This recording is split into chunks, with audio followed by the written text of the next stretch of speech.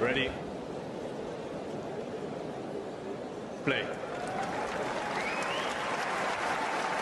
I think we'll start with Stuttgart.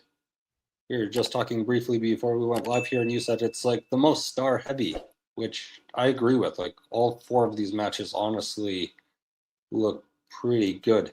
Should be a lot of good tennis tomorrow. Maybe we start with Iga Świątek and Mirra Andreeva to kick this off. I do not remember the head-to-head in between these two. It's 2-1 actually for Mirra. And both those wins came en route to Mirra's 1,000 titles last year in Dubai. That's right. In the quarters, and then also in Indian Wells in the semis. That is what Iga is going to be looking to try to reverse. She's lost 2 in a row to Mirra, and she's definitely trying to get a big win on the board, because it's been a while for her, really, since Cincinnati last year, that she hasn't really had a super big win, unless you count beating Madison Keys at the WTA finals, which I put a little bit of a kind of asterisk just because Keys was so out of form and hadn't played in 3 months, and but this was being like her first real big test, and also a big test for the partnership in terms of working with Francisco, and if she's able to kind of get over the hump here and in these conditions against Mirra, who's in form and on a 5-match win streak herself. It should be winning a title last week and everything. So I feel like this is a big one for both players. Mm-hmm. How do you feel like the partnership in between Iga and her new coach have been going so far? I know it's like very early on, but just wondering if you have any thoughts on this like first tournament, really. Yeah, I mean, I think the goal of bringing on Francisco Roig is for Iga to just get back to the basics, go back to what she was so good at when she was dominating the clay seasons from 2022 to really until the 2024 Olympics, where she was just this really good high margin heavy topspin player that was just playing the percentages and just playing up to her strengths and not worried about adding new things and new elements to her game, which Wimpuset certainly tried to do, and they were successful there in winning Wimbledon. But aside from that, I think Iga kind of lost her identity as a player and what makes her really tough. And I think Francisco's trying to bring that heavy high RPM topspin game back and just have her trust herself more in those in these kind of conditions on clay with the movement and the spin. And also, I think they've been working on the serve. She's shortened the service motion up a little bit. She has a more deeper elbow bend. And that was definitely something I noticed in the Siegmund match. I think it's not quite yet automatic for her. She double faulted 7 times, made 52% of her serves, which aren't great stats. But obviously, she dominated from the baseline, and she generally has a big edge over a player like Siegmund. So I'm curious to see how the serve develops, and just in general how they're kind of trending. I mean, you may not get immediate results right away, just because this is a tough draw, and you do have Rybakina lurking, even if Iga does win this, which we'll talk about later. But I just and these conditions aren't like what you'll see at RG, for example, or Rome. It being indoor clay with a really slippery surface. So yeah, I think it's just gonna be interesting to see how far ahead. I mean how much progress they can make this week. But there's certainly like the main story is just the new partnership and how she does against. Yeah, I think it will be very interesting to see how that plays out over the course of the clay season. You did mention some of the serving stats today, not particularly fantastic, which whenever you're starting off with a new service motion, like there are going to be some hiccups along the way in beginning to make that your new normal. And Mirra Andreeva has been on an absolute tear, winning wins last week and looked pretty good, I thought, in her match today against Alicia Parks. Parks, big hitter, we know. So first set tiebreak and then won the second set 6-3. So good match for her. And yeah, I guess we'll go into predictions here. My general feeling, I think, for this match is that Mirra Andreeva's going to pull this one off. She's been playing very, very well over the last week and a half. And yeah, I think they, again, with Iga's serve and some of the things that she's trying to implement or re-implement into her game, playing someone this good in this type of form, it might be a really big challenge for her. How do you see this match going? Yeah, I mean, I can certainly understand the reason for picking Mirra, and I think a lot of people will, just because of Iga's lack of recent big wins and also just Mirra's form.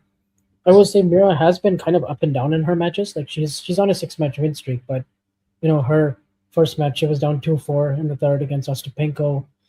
Mentally, she's still not quite playing with the same freedom that she was when she did beat Iga in those 2 times. So I do think some of that might weigh on her, and we might see a really close match where just whoever handles their nerves a bit better. And in that case, I think actually Iga comes into it.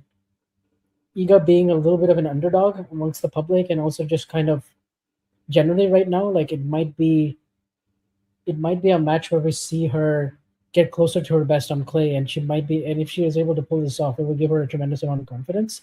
Obviously, she I said the conditions aren't perfect for her in terms of it being close to Rome or Roland Garros, but she has won here twice, and so I do think some of that could play a factor, and Mirra might be, it's going to be tricky tactically, obviously for Iga, with just how well Mirra defends and how smart she is just on the court with her IQ and everything, but she does tend to go in and out quite a bit. So I'm curious to see how it ebbs and flows.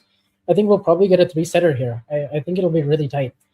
I'm going to give a slight edge to Iga just because of the clay pedigree and just kind of what I said about expectations, but I will not be surprised by either outcome.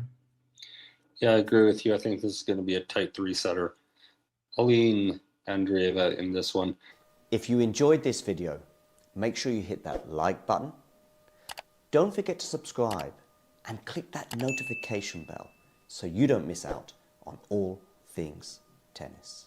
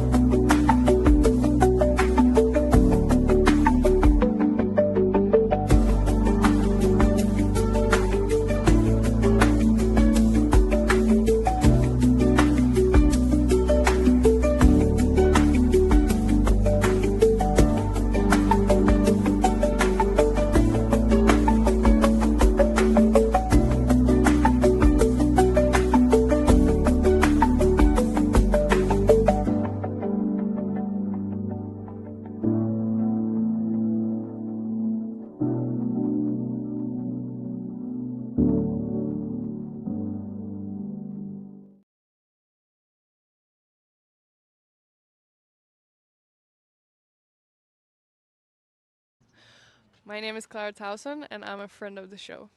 Boom. I am Francisca George, and I'm a friend of the show. Perfect. Hi, my name is Susan Leemans, and I'm a friend of the show.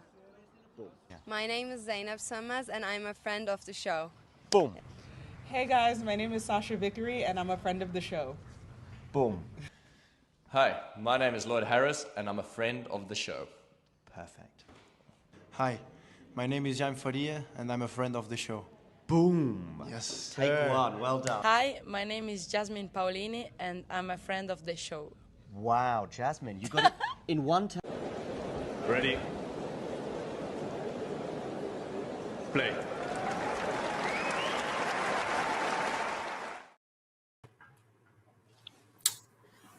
Hello, I don't think I've met you before. Is the sound on? I should unmute my mic. That's what I should do. Yeah, I don't know if we've been on stream before. Maybe one time, but yeah, I don't know. So yeah. Either way, good to see you. Good to have you on here. Yep. Exciting match that we Nice have coming to up see today in between Iga Świątek and Mirra Andreeva. Iga, a former 2-time champion here. Mirra's already reached her tournament best, a quarterfinals appearance here. She's never been to this stage before, so I think it'll be a very interesting match. If you've been watching for the last few minutes, for anyone that's joining us, you've seen my thoughts on how this match is going to go. I'm taking Mirra Andreeva to win. what I think will be a quite competitive match. But Daisy, I'm interested to hear your opinion on how you think this match is going to go. Yeah, I think it'll be a tight one. I think, we'll go to 3 sets. An exciting match. I think, I mean, they've only played 3 times. I think Andreeva's got 2-1 in the head-to-head. But, I think, obviously, Świątek has got a new coach in Francisco Roig, and I think that will bring some, more life to her game.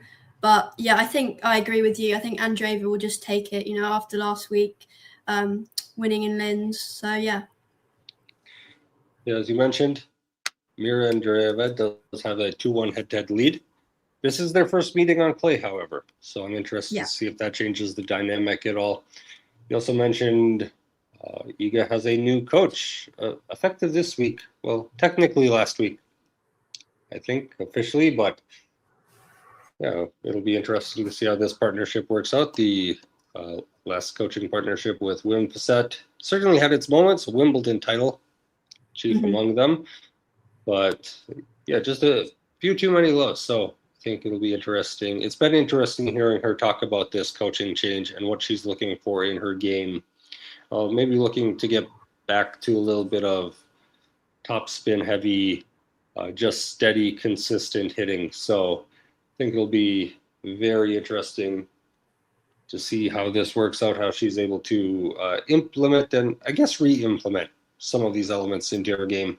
Players are having a quick sit down before they head over to begin this match. So we'll get started here in just a few moments. Daisy, have you been watching these any of the previous matches on so far today, or is this first? No, today's my first match. Have you watched any of the earlier games? Yeah, I saw the third set of Coco Gauff and Carolina Muchova.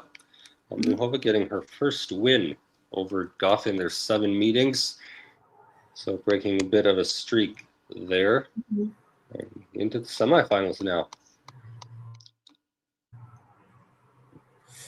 This match for another spot in the semifinals. Sorry? Yes, Świątek is just about to serve. I don't know where your stream is at. Yeah, she's bouncing balls right now.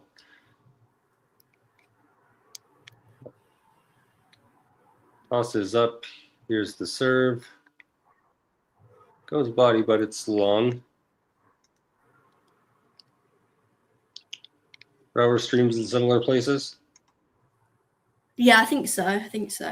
Yeah. That's good.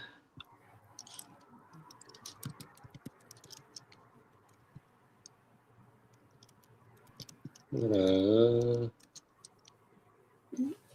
try to get a scoreboard up here.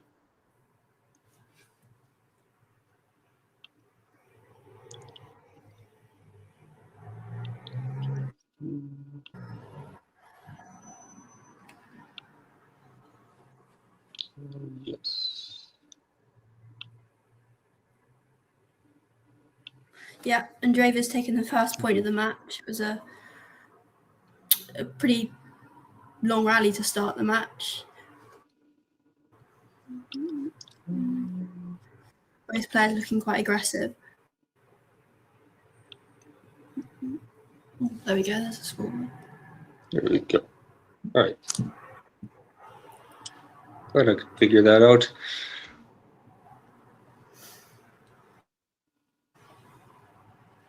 Very aggressive for Mirra on this point.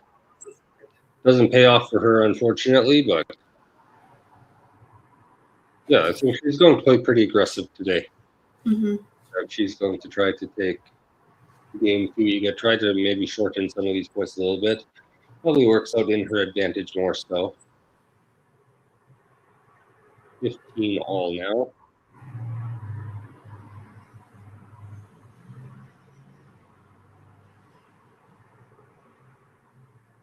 Serve goes into the net.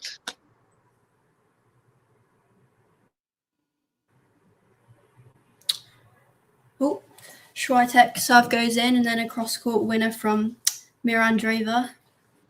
So it's a good start from her. Yeah. Very aggressive return serve was not especially well placed. That's right in the spot where Mirra loves to be able to crush it cross court with the forehand. Did you watch her? Did you watch the Linz final last week? Andreeva Potapova? Yeah, I did watch like a condensed version of the match. Okay. So, did you see it? Yeah, I mean, yeah, I watched the last set, and I was driving back to university, so I was listening to some of it. But yeah.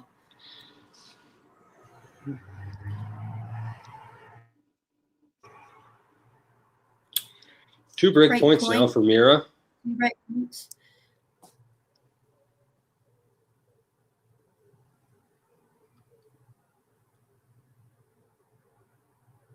This is what we're gonna do. We're gonna just wide. Mirra Andreeva breaks and takes the first game of the match.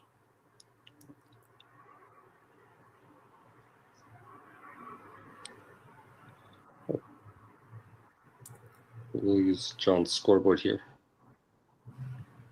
Free up my CPU a little bit. Yeah, Mirra breaks. Good start for her. Iga's serve was a little bit off. Yeah, I think I might in that game. I think I might be slightly ahead of you on the stream. Maybe. Iga's serve a little bit all over the place. A double fault, and then just a couple of other serves that were not super well placed. She and Francisco Rugg are working on a bit of a new service motion, a little bit abbreviated from what she has been doing. So I think any time that you're switching up your serve, like, it's not going to feel natural right away, especially early on in a match. There could be a little bit of a hiccup with it, as we've seen in this first service game. Good serve from Mirra down the tee. Iga not able to get it in play.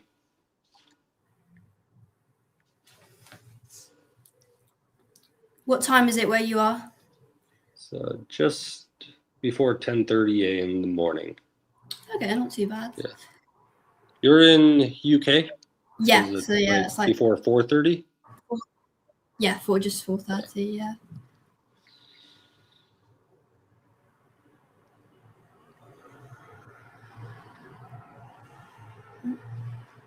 First serve into the net.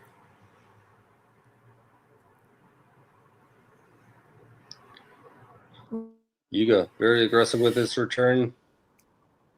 Can't quite get it in. No, just wide. But you can see what she's trying to do there. Mm-hmm.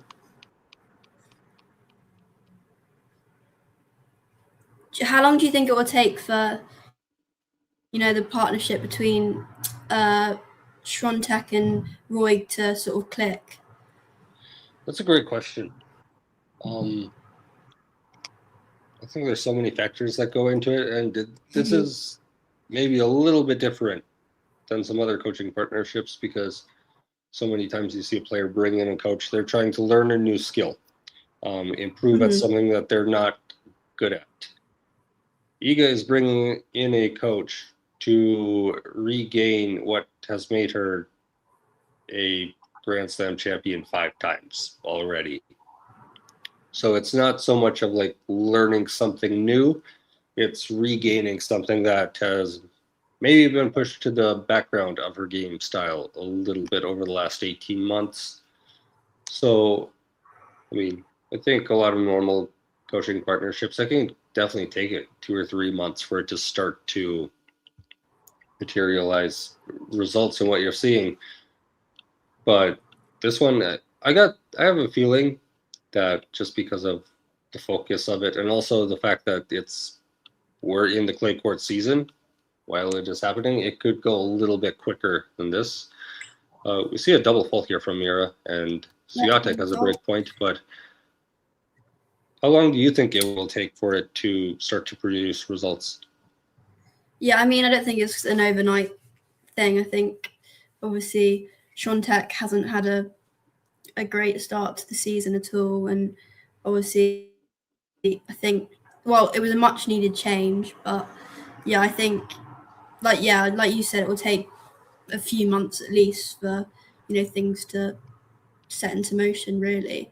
But, there's a chance here to get to the semi-finals, and that would be a positive start. Mm-hmm.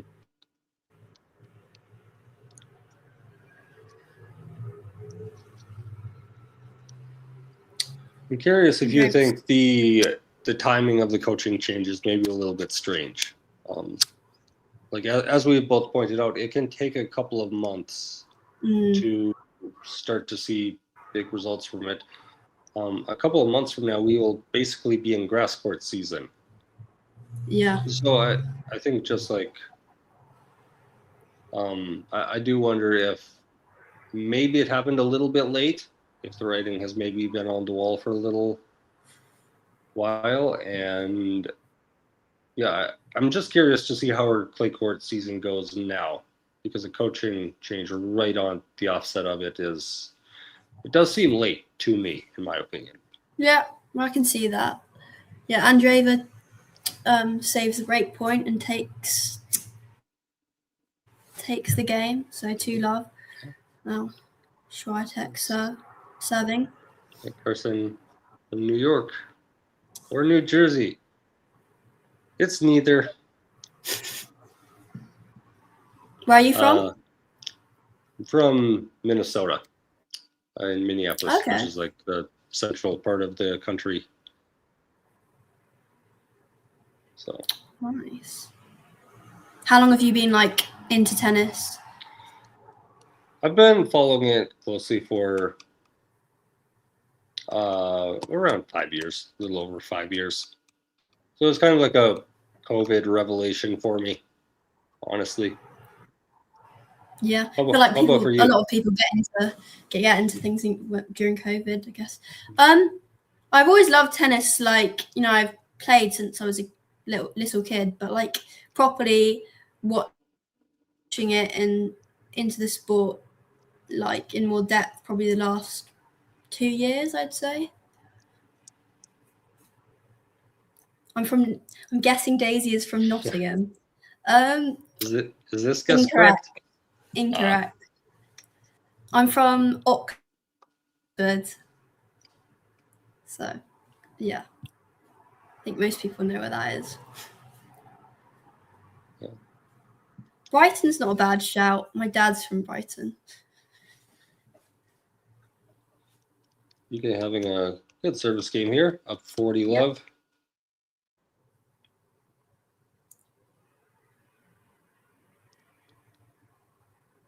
Ozan, just tell us who you think is going to win this match, and Just then long we'll from pick Andreeva. the opposite one. Świątek takes first game of the set for her. Yeah, 2-1 now for Andreeva.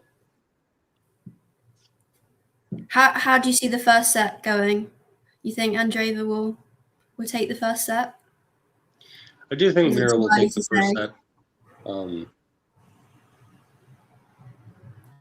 Early break. Iga wins. All right, well, if Ozan, who's 0 for 5 so far today, if he's picking Iga to win in straights, I'm feeling good about my Mirra Andreeva pick. Yeah. 0 for We'll 6. see. Right. You can tell general region to answer this question from Ozan. You can kind of tell general region based on the accent, but it's not specific enough state by state. Mm-hmm. So some dialects are a little bit more distinct. Like if you're from Brooklyn, New York, people know you're from Brooklyn. But outside of that, the New York and New Jersey accent, there's not much of a difference in between them. So I don't know. Yeah. I think I is do not that a little bit spell- different in the UK, I think, because so many regional accents, I feel like, from what I hear, are very Yeah, in different. the UK, there's lots of different accents. I feel like I just have just a basic RP accent.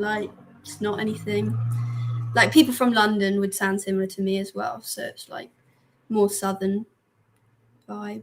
But yeah, I feel like you can really distinguish like a Scouse accent or Geordie. Like, what's his name? Wait. Ozan is. Ozan. Yeah, we call him Ozan. This is a football player, soccer player, that he masquerades as. So double fault here from Mirra. Yeah. Second one of this match now. Who do you see having more of a ceiling, Andreeva or Mboko? Like higher ceiling, or yeah.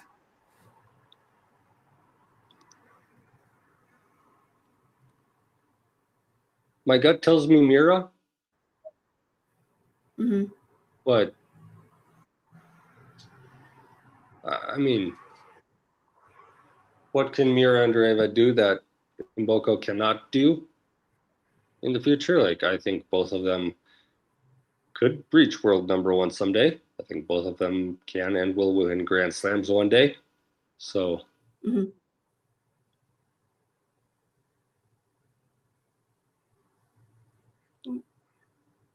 How would you rank the two of them and Eva Jovic? Sorry? How would you rank the two of them, the two players that you mentioned, and Eva Jovic? I feel like I haven't watched enough Eva Jovic. I need to watch more of her. Obviously, she's had a really good start to 2026. But I don't know. I feel like Mboko and Andreeva at this point in time they're at a higher level to Jovic. But yeah, I mean they're also young still, and anything could really happen. What do you think about Eva Jovic?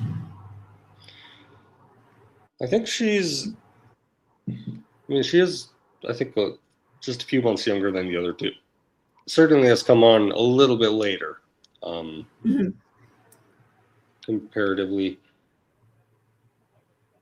I think that she's going to be very, very good, though.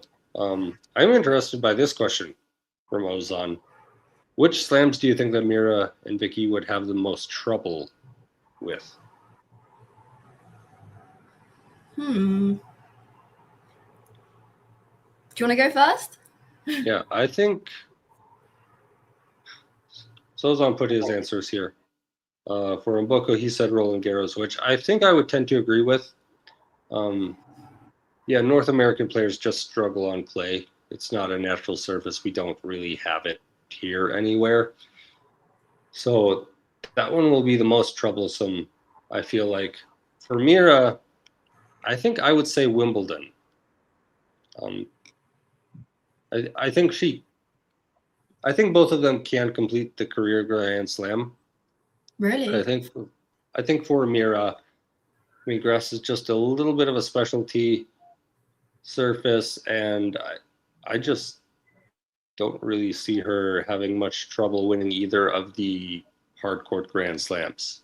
I think both Aussie and US play very well for her.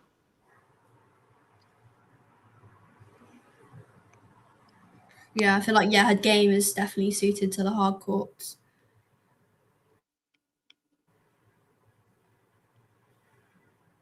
Have you been to any of the Grand Slams? Yeah, I've been to the US Open, was it 4 times? Okay. Have you been to any? I've been to Wimbledon and the Australian Open because I used to live in Australia when I was younger. So I went a long time ago. I was like 8 or 9, so not for a long time. But I think I'm going to go to the Australian Open in January, which will be really good. I have been saving up to go to the Australian Open, so who knows? Maybe we'll run into each other there. But you never know. Yeah, Iga has gotten a break back in the match here. Yeah. converts on her third break point of the game. So 2 games all now.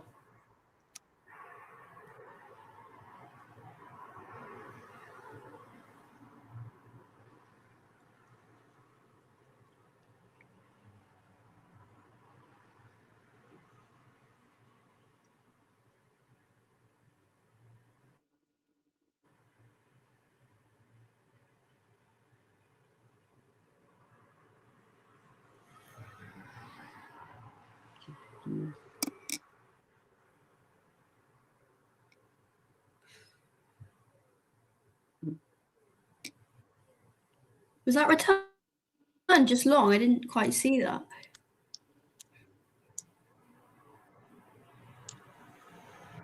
Maybe. I don't know. I was reading some stats off of the match, so I didn't see that. But it's 15 all now.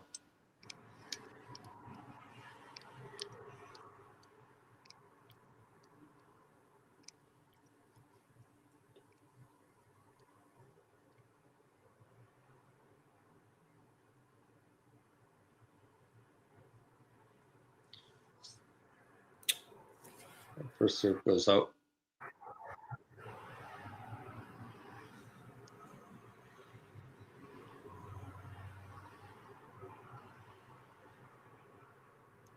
Second serve must have just brushed the line.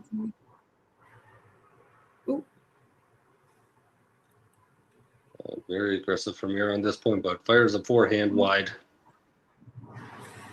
Yeah, they're both playing pretty aggressively, and you know that's more chance for error.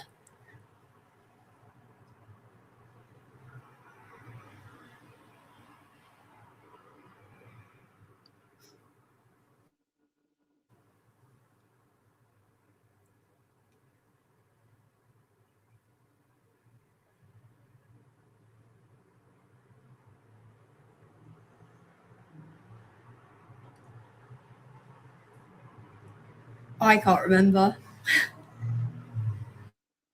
Either wearing the same exact kit from 2023. Maybe. It was a good year for her.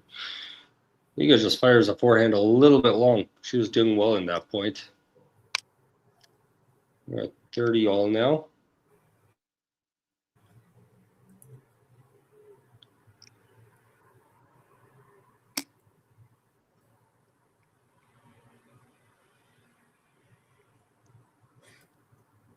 Obviously, Andreeva is known to have a few like on-court outbursts. Do you think she's sort of matured a bit, or do you think she's still prone for that? Is that still prone to happening? I think it's still prone to happening, and I don't. She forces a break point here. Andreeva does. I don't know that it's necessarily a bad thing. Mm-hmm. Like, I mean, what does she do that Sabalenka doesn't do?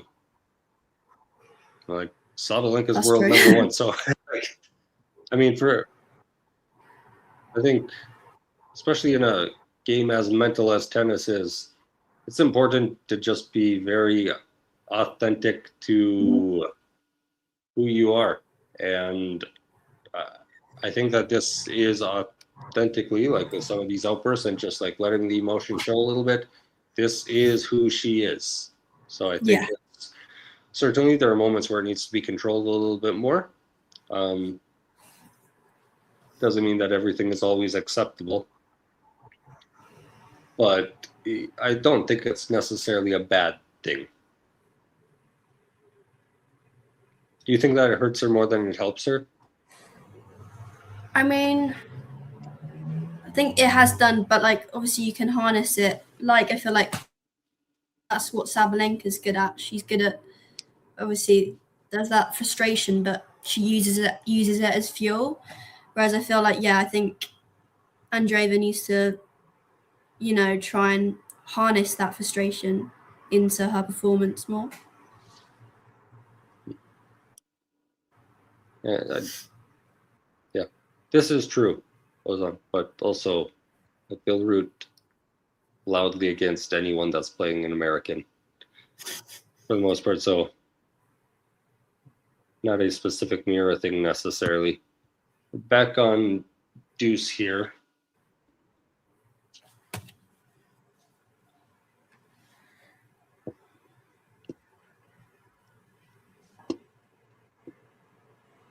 Iga doing much better on her serve these last couple of service games. Mhm.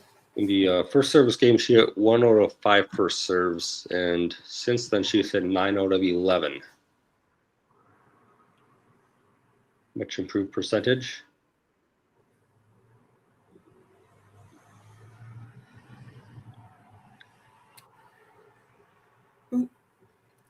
Just short.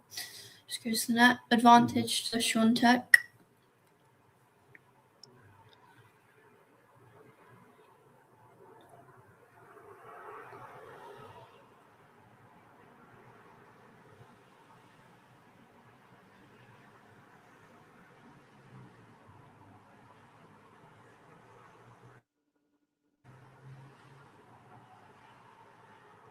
How do you see Świątek doing at Roland Garros?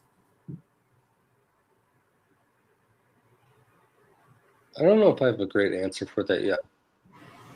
Yeah. Certainly she can win the tournament. And also, like, there's been enough inconsistency that it maybe wouldn't shock you if she crashed out in the round of 16 or the quarterfinals. So, do you have a different opinion on it? Yeah, I mean, I don't think I see her winning it. I think she'll probably I could maybe see her get into the semi-finals. But yeah, I think she doesn't have that consistency right at this moment. But you never know. This is a very good rally. Yeah. Andreeva's coming close to the net. Ooh. Very good backhand winner down the line from Iga to retake advantage. Where can you watch this match? Kind of depends on where you are in the world. If you're in the US like I am, Tennis Channel is where it's at. In the UK, is it Sky? Yeah, watching on Sky. I mean, you can watch it on Now TV as well. Yeah. If you are somewhere else on the planet, most countries have some sort of streaming deal with the ATP and WTA, so sure you can find it somewhere. It's a good question. I'm pretty sure they just get one of the portions, not all 3. What a shame. Yeah. Too bad. Back to deuce. Oh. And back to advantage. It's been quite a long service game now. I think we're on like 9. Probably the longest game of them. Probably the longest game of the match so far. Mm-hmm.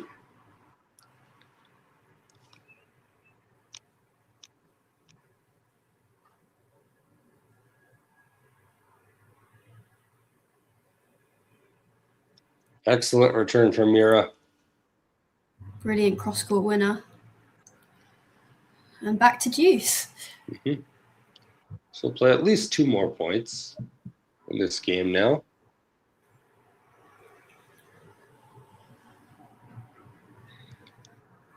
Yeah, again, some of these serves just keep ending up around hip level at Mirra's forehand.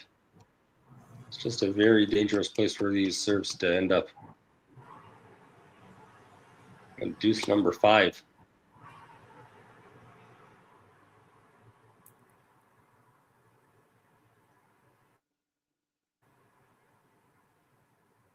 And Iga hits it a little bit long. So Andreeva will have a break point.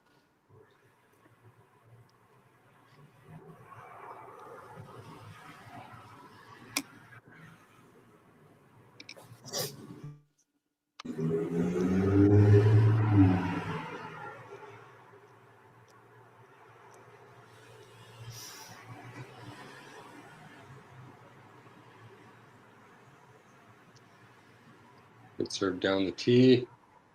Getting into a little bit of a forehand battle right now. Mm-hmm. And Mirra fires long. Deuce number 6. I could see it continuing like this for a while.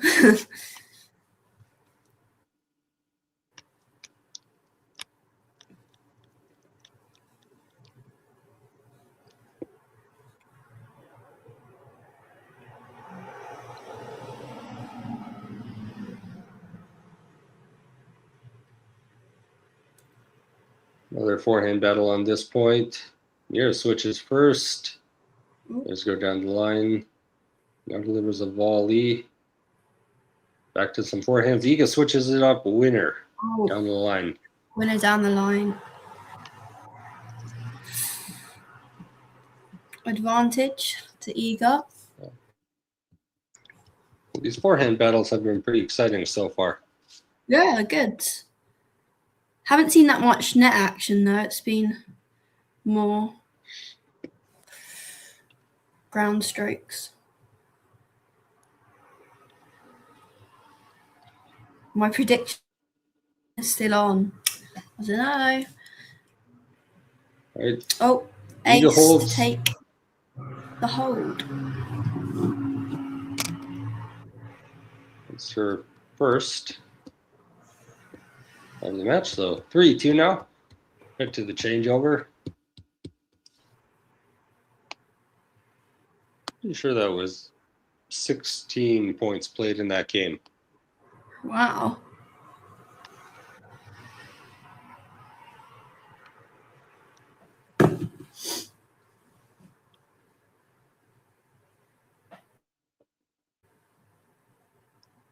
Yeah, he's I'm not sure, Daisy, if you've ever seen this kid.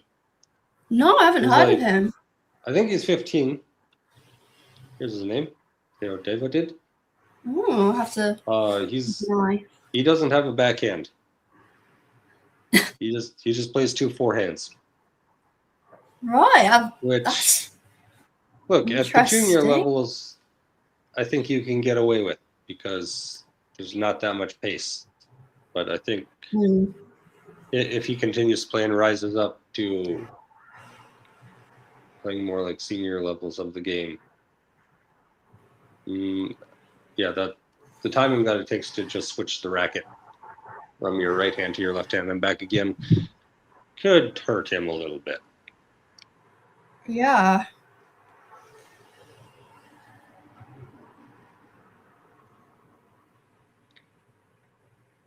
I don't know if it's natural to him, though. Who knows?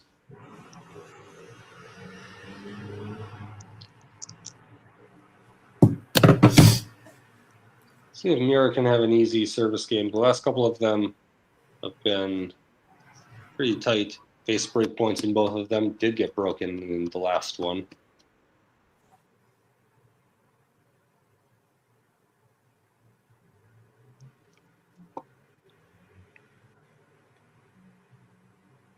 And is that just out? Yep. Nice idea, though, to go down the line. The play was there.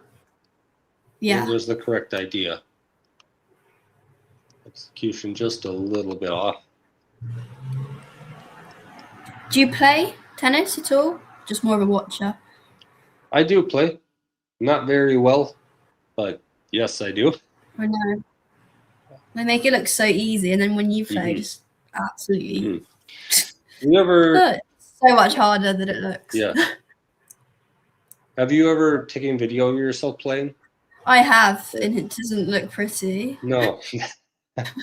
You go back. You're out there on the court. You feel like you're doing well, having a decent hit around, and then you go back and watch it, and you're like, "This is the ugliest thing I've ever seen in my life." Love 30. Love 30 here. Lots of pressure in this service game now. Great backhand return for Iga to win this point.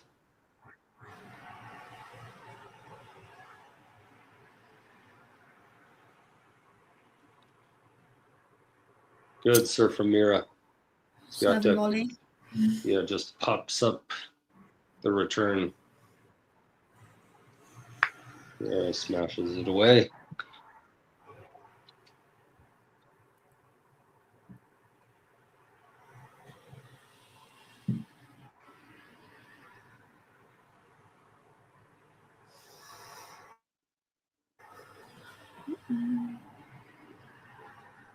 That was a good slice from Iga on this point to change up the rhythm just a little bit.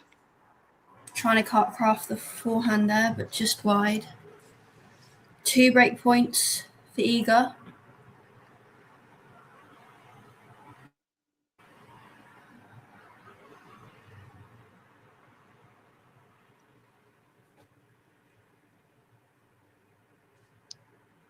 First serve just misses.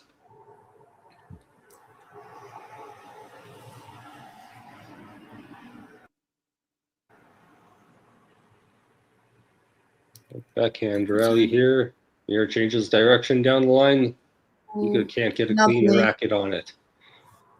Lovely backhand. 30-40.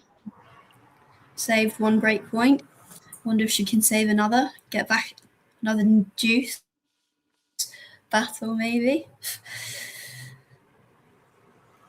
Break. Yeah, who knows? Maybe we'll have another long service game here.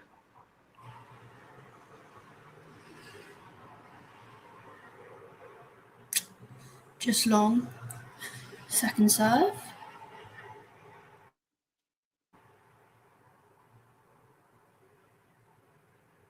Backhand return from Mirra goes out. Bit wayward. That's for a deuce. We're back to juice. Yeah. You got, I think, just 1 of 7 on break points so far. 1 of 6. She's had opportunities, just hasn't taken advantage of them. And I think it said Andreeva was 1 out of 3. So I believe so. Oh, that's quite the miss from Mirra. Another break point. Mm-hmm. Can she finally capitalise? We'll see. Who are your favourite? Yeah, who were or are your favourite all-time WTA players growing up? I mean, biased as an American for sure, but Williams sisters, obviously, are up there. 100%. Kind of an easy answer when you have the 2 of them. Like, who are yours? I mean, not the coffee, but I was going to say Serena Williams, but I mean, it's kind of a no-brainer. Yeah, I mean, I remember like when I first got like into watching, especially Wimbledon, I really liked Ons Jabeur. Obviously, she lost the 2 Wimbledon finals she played in, but I always, I just think she seems like obviously she's really good on grass, but I also think she seems like a lovely person as well. Obviously, she's taken some time away, but I do like her as well. Mm-hmm. Yeah, I don't think anyone doesn't like her. She seems like a great person. 100%. Oh. Another breakpoint opportunity.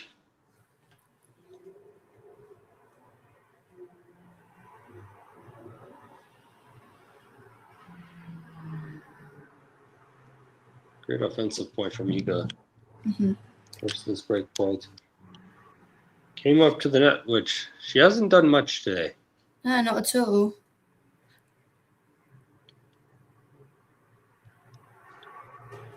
First serve into the net.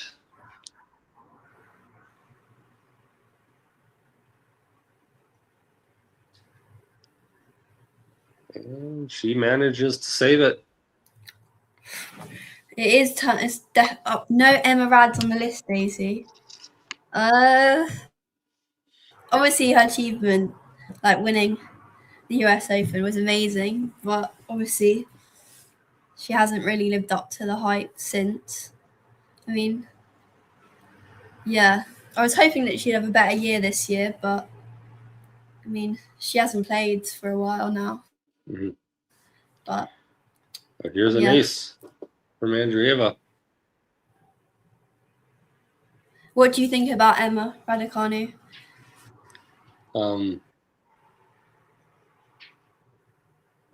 I think that she's a good ball striker who has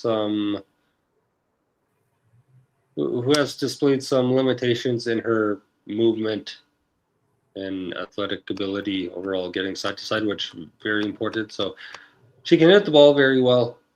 Not a huge fan of her return game. I kind of see like a top 20 ceiling on her, honestly. Okay. Yeah, that's reasonable. Andreeva holds. Andreeva holds. Yeah, I mean, just has a lot of issues.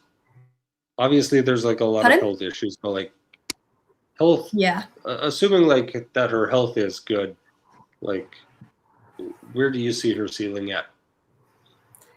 Yeah, I mean, I don't think she'll definitely won't win another Grand Slam.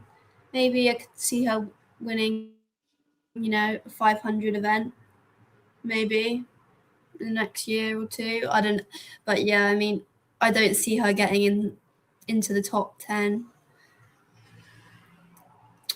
like anytime soon or ever really. But yeah, I think she just doesn't have enough assets to her game to really compete with the best players in the world. It is on her day, one-dimensional. Yeah, I mean, on her day she can be really good, but especially when she's not very good at, I don't know, fighting in a match. If she wins the first set, they were like, when she gets into the third set, she sort of crumbles a bit. So I think she needs to build her resilience a bit more. And obviously the health issues are a major concern. Like most matches I watch her, she brings the physio or whatever most times. So it's just quite worrying signs, but maybe when she's fit and healthy. Obviously, Jack Draper as well. Yeah, it's just not looking good for the British players at the minute at all. Obviously, there's Cam Norrie. At the moment, but yep. Yeah. Which is he playing right now? I think. Yeah, I think in Barcelona. Due to play. Yeah. Yeah, it's just started against Rauf Dodar. Yep. 1-1 in the first set there. On serve.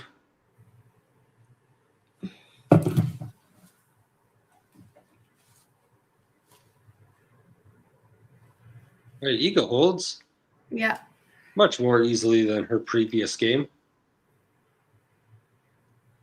Do you see this going to a tie break, or do you think someone will break? I mean, on the aggregate, it feels like we're headed to a tie break, but both of them have given so many break opportunities. Mirra especially. Yeah. It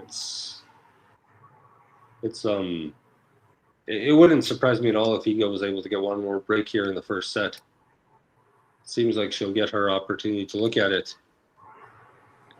Well, this is news from a few hours ago.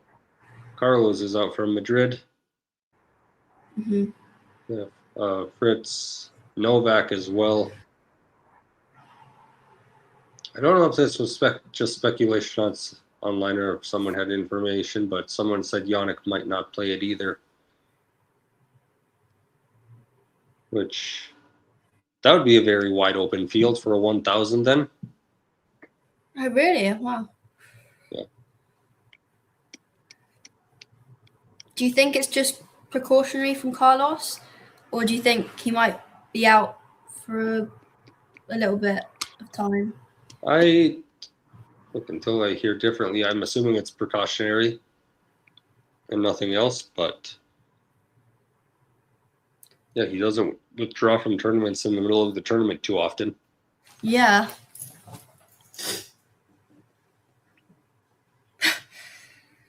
Yeah, tournament organizers having a great time. Maybe they'll finally have to respect women this year. Who knows? Andreeva at the net. Oh, just long. Andreeva takes the first point of the game. 15-love.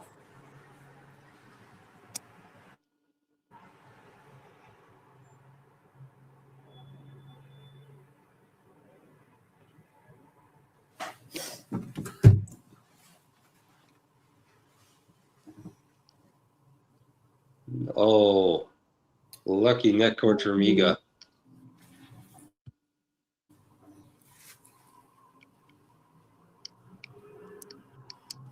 $15 here. Well, I felt like Iga was starting to take charge of that point anyway. First serve from Andreeva is out.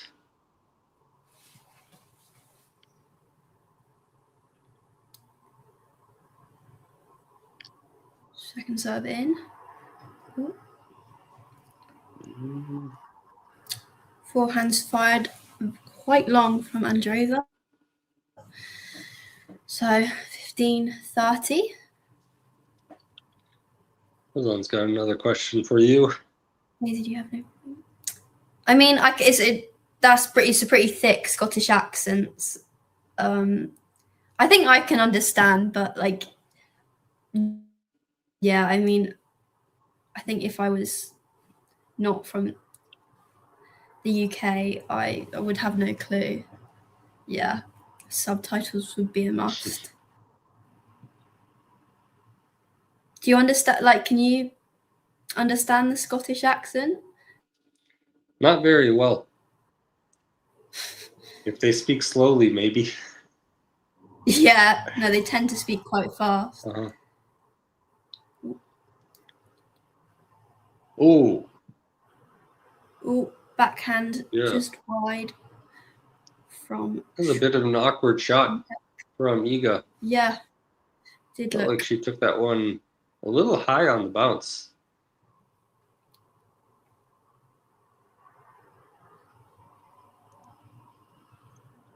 So we're at 30-all.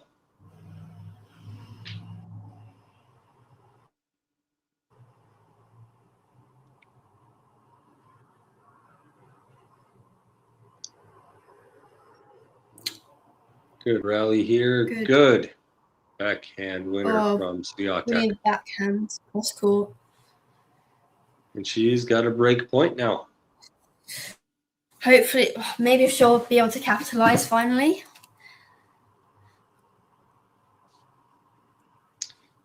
She's just 1 of 9 so far. Break points.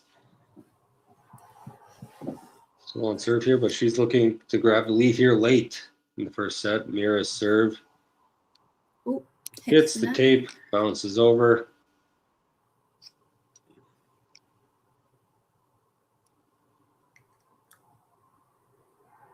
Good return from Mirra.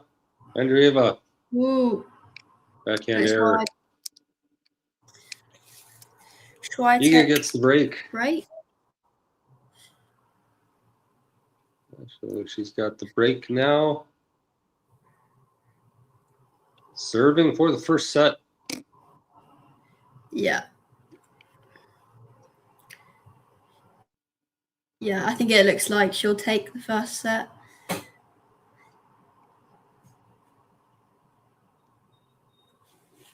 Do you think will still go to 3 sets, or do you think momentum's in Swiatek's favor now? I would still say it will go to 3. They're going to be 1 for 6 today. Yeah, I get 1 point there. Still need catching up to do.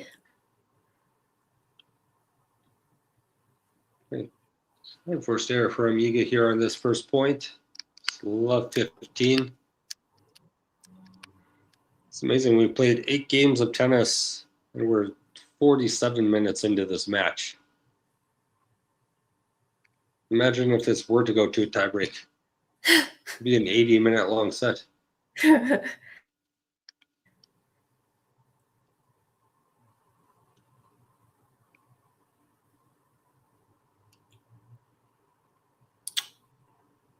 Just long. Second serve.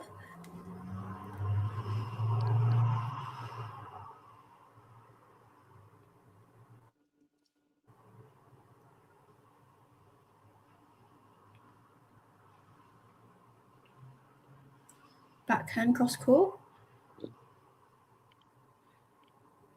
Some aggressive ball striking for Mirra.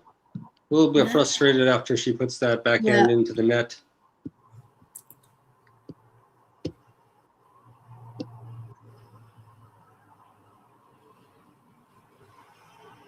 I think she just needs to make sure the frustration doesn't get the better of her.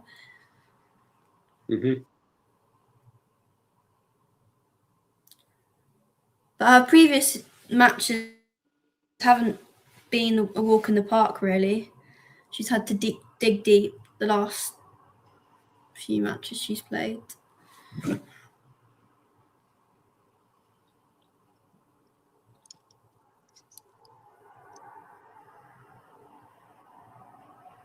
It hasn't been an easy draw for her, as you mentioned.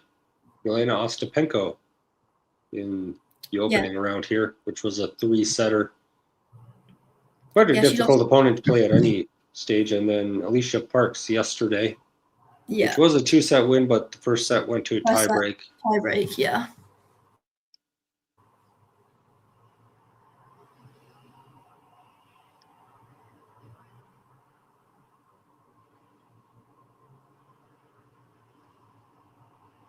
Is that in? Ooh. Yes. Yep. Just brushes the tape. Backhand cross-court winner there.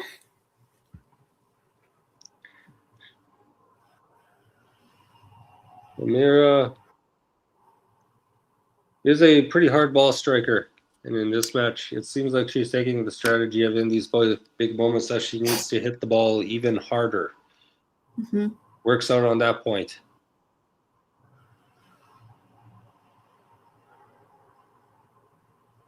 A bit of a chop return.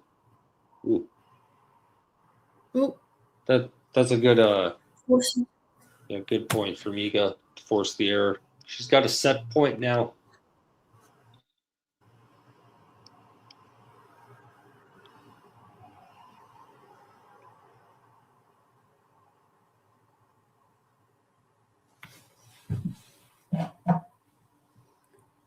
He is bouncing the ball.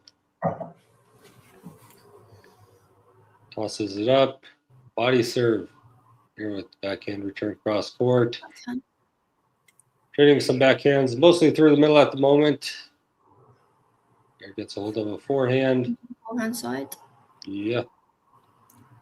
Mostly playing through the middle here for both of them. Switch to forehands now. And Iga fires a backhand into the net. Drops the set point, and we're on deuce.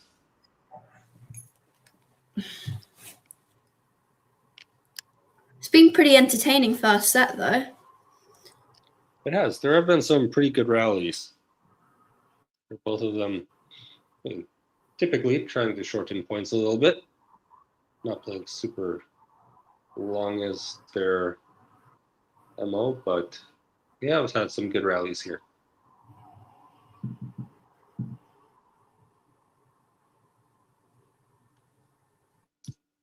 On cue to this comment from Ozan. Yeah, that was perfect timing.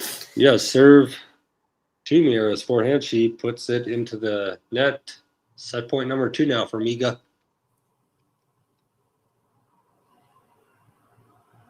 And I've accidentally seen the Google scoreboard, which is ahead of my stream. So, yep, same all as right, mine. backhand winner for Miga. She does take the first set. It's We the can first set. confirm that the Google scoreboard is accurate. Yep. 6-3. Daisy, what are your takeaways from the first set of this match so far? Yeah, I mean, that's got to do Iga's confidence a world of good. Obviously, was broken early on, but then came back. And I mean, obviously, she squandered quite a few break points, but she managed to get there in the end. Yeah, and I think it's a fair reflection of what's happened so far.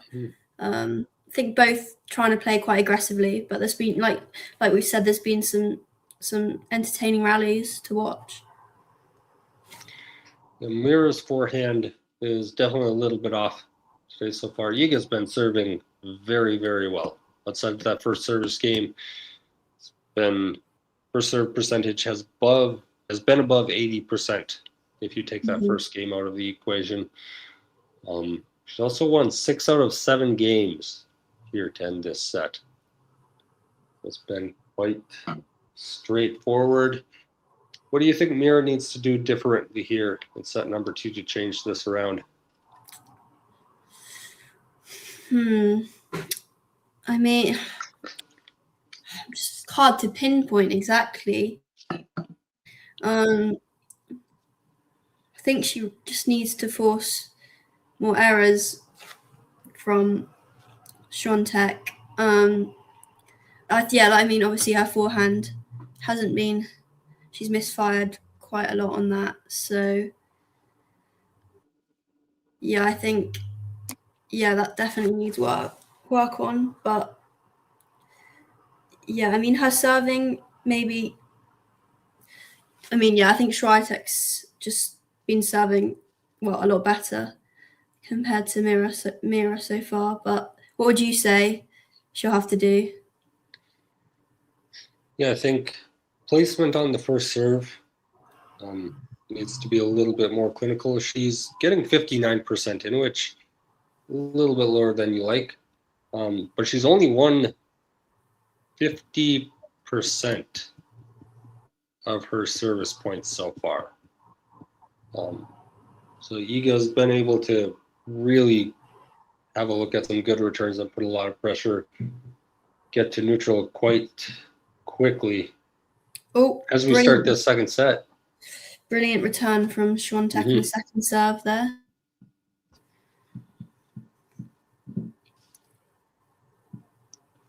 Yeah. I think she's just got to have a complete refresh and just not focus on the first set, just second set. Just try and win that and take it game by game. I'm an ace on the second point of this game. Get to 15 all.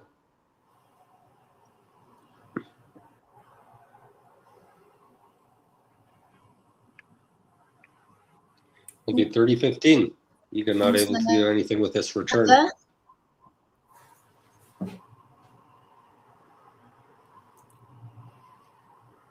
Yeah, so for the last 20 points, Iga's taken 13 and Andreeva's taken 7.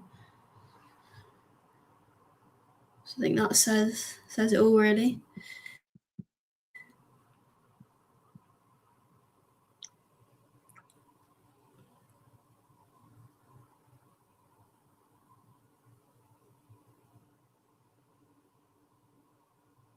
Forehand into the net. Yep, that's just what goes on. So more errors from the Andreeva forehand.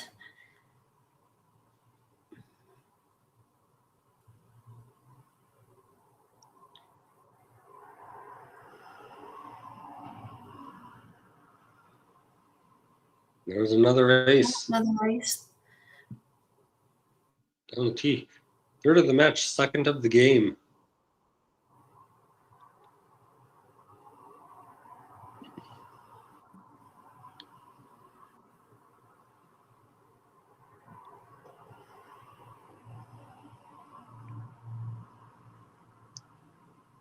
Body serve for Mirra. A little bit long.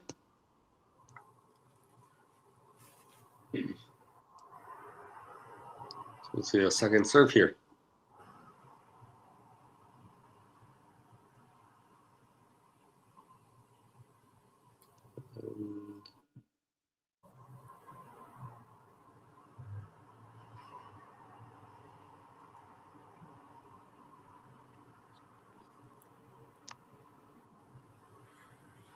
Another forehand error from Andreeva.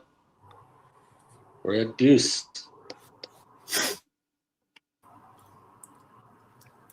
I feel like this is a pretty important service game for Mirra now.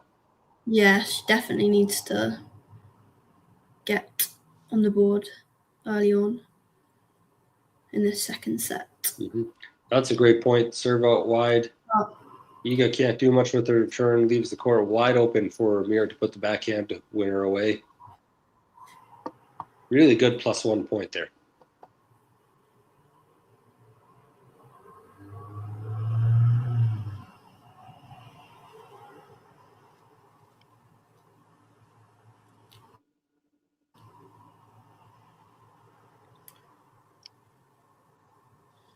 Mirra's serve is saving her, yeah. If she holds this game. Yep. That was a close call, though.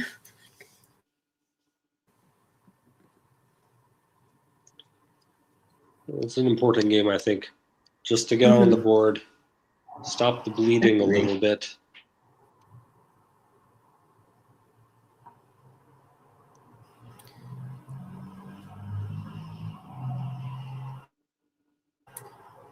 What do you think she needs to do, like with the forehand? I think she's just spraying it a lot. Like she's not consistently like missing it long or short or wide. It's been a little bit of everything, which sometimes can come down to your footwork and just like the position that you're putting yourself in to hit the ball. So yeah, I think just like she needs to pay attention to her footwork a little bit, making sure that she's actually getting in the correct position to hit the ball. She has played a lot of tennis over the last week and a half. So yeah, this is around the time in the second week of playing a lot of matches that maybe would start to see a little bit of weariness come in whenever you get tired. Footwork typically is the first thing to go. So let's see if she can recover here in the second set. And that's a little bit of speculation on my part. Maybe she feels just fine.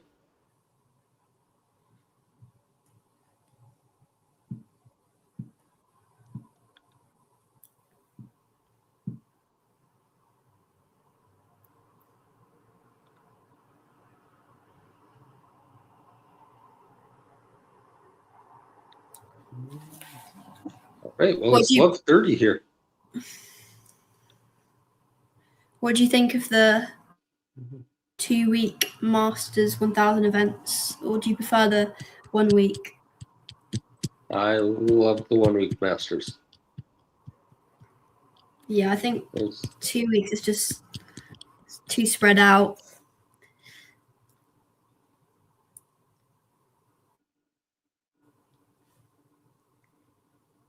And we literally don't have time in the calendar for them. No, I mean, like it's such the Final Four Canada is on a Wednesday. That's just wrong. Yeah,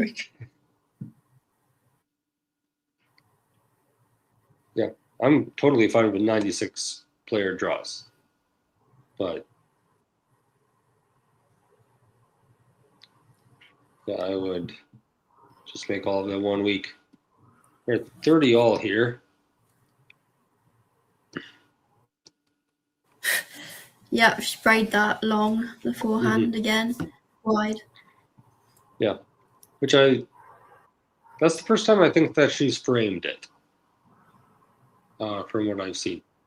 So just missed a few times, but wonder if that's maybe just like a weird bounce on clay. Happens sometimes. Mirra has a break point now, kind of out of nowhere. Iga's been a little bit sloppy in this service game. Yeah. Sort of just crept up out of nowhere, that.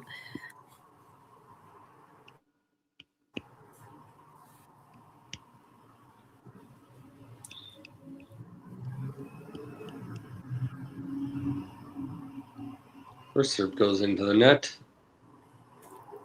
The second serve now on the break point. Iga definitely does have one of the most unique serves on the tour. It is interesting technique, but has it been slightly modified recently? Oh, brilliant. Brilliant winner. Very good. Mirra gets the break. That's how you do it. Takes the lead. Now she's going to serve. Try to build a commanding lead here in the second set. To answer your question, back to that about Iga's service motion, it's always been a little bit unique, I think. She's always had a little bit of a longer pause with her right arm in the middle of the motion. It is, she and her new coach have been working on shortening it a little bit, though. Mm-hmm. Vatch pointed that out yesterday when we were on. So it's just a little bit shorter, trying to save a bit of time with the motion.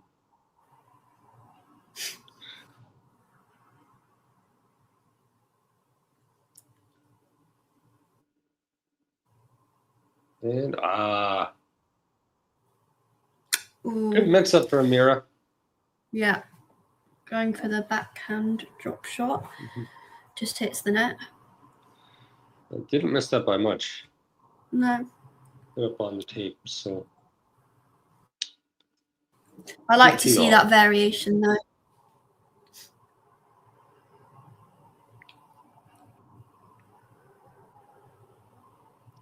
Good rally here. Iga with a forehand winner. Oh, brilliant.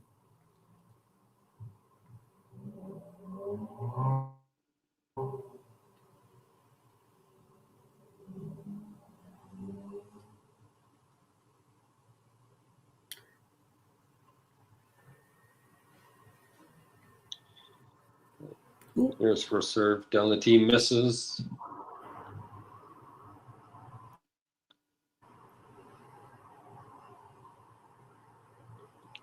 Here's the second serve. Goes to the Iga backhand. Decent return, and Iga puts away a fantastic forehand winner. Forehand winner down the line. 2 break points. Trying to get back on serve here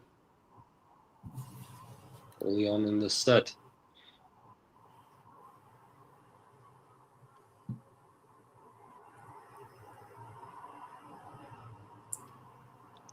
Mirra misses the first serve.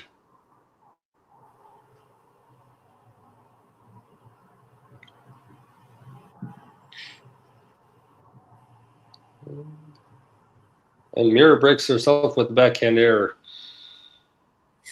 It was a very good shot from Iga that put her in a poor position. But Iga breaks, gets it back on serve. It's almost a repeat of the first set with Andreeva breaking and Świątek coming back. Does feel quite similar. Oh, quick scoreboard check around the grounds. Barcelona. Arthur Pease beat Musetti.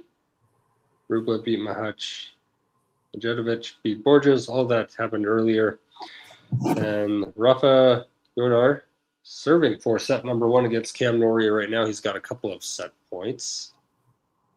In Munich, Shapovalov down a set to Alex Molchan, the qualifier. Shelton took out Fonseca in 3 sets. Zverev beats Cerundolo. Cavalli moves on. And then Ruan Kostyuk up a set and Lee right now. Tatiana Maria moved on, and Katie Bolter drops in straight sets to Veronica Bolteres. It's not going well for the English players at the minute at all. And Yodor has just served out the first set against Nori, 6-3. So, bad day for the English, gets even worse. Yep.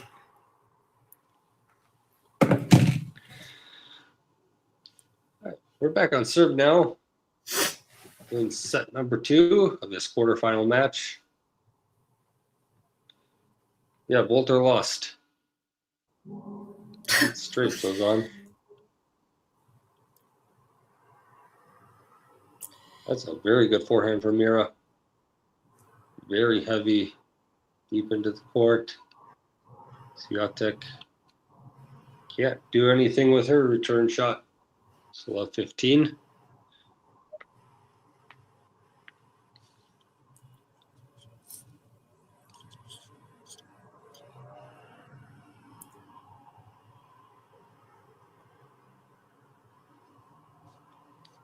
First serve into the net.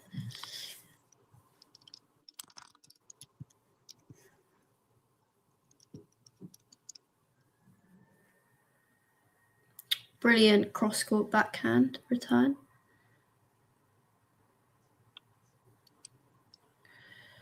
Love 30 to Andreeva.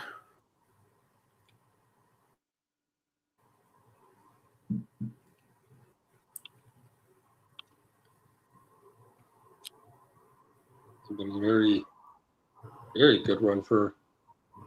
I don't know if you've been following the Rouen tournament much. But, Bolteres came through qualifying. No, I haven't. Yeah, since then she's beaten Sloane Stephens, who admittedly certainly not at her best right now, but still that's a tough matchup for any 19-year-old. Definitely. And then Elisabetta Cucciaretto, and then Katie Bolter today. So a decent run for her. And yeah, she gets into the semifinals now, and I think she plays the winner of Kostyuk and Lee. No, she's going to play the winner of Anna Bondar and Sorana Cristea, which is still coming up. Cristea is having a pretty good season for her final season. It has been good. Yeah. Oh. Brilliant backhand. Brilliant winner. Return. And Andreeva has double break point.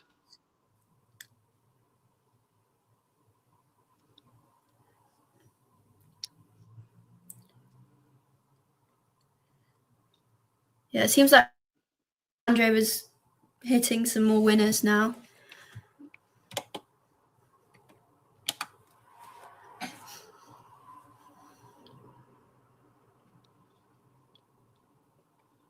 First serve into the net, so here's the second. Goes to Mirra's forehand. It's the right decision. Ooh. A little lob shot from Mirra. Very defensive shot. And Iga. Ooh. Just puts the ball on the line. Barely. It's 30-40.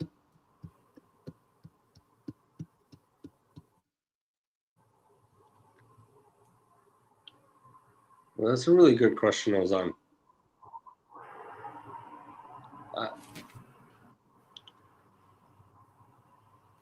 Yeah, Rafa Yodar, obviously. Rafa Nadal is, I don't know. He'll do something of his life. And, we may have a guest joining us. Ladies and gentlemen, please welcome everyone's favorite tennis and political commentator to the stage. It's little Zach. Wow. Carson and Daisy, how the heck are you? Good, thank Doing you. How are great. you? It's a lovely day in sunny North Carolina. It's about 91 degrees Fahrenheit, which I think translates to what, like 34, Daisy? Oh, that's an ideal temperature for me. I like the hot weather. Yes, indeed. I see that Ozon is in the chat. Ozon, what up? I have been passively watching this match while I've been doing my day job, but I haven't really been following that closely. What have I missed so far? Daisy, you want to give him a rundown?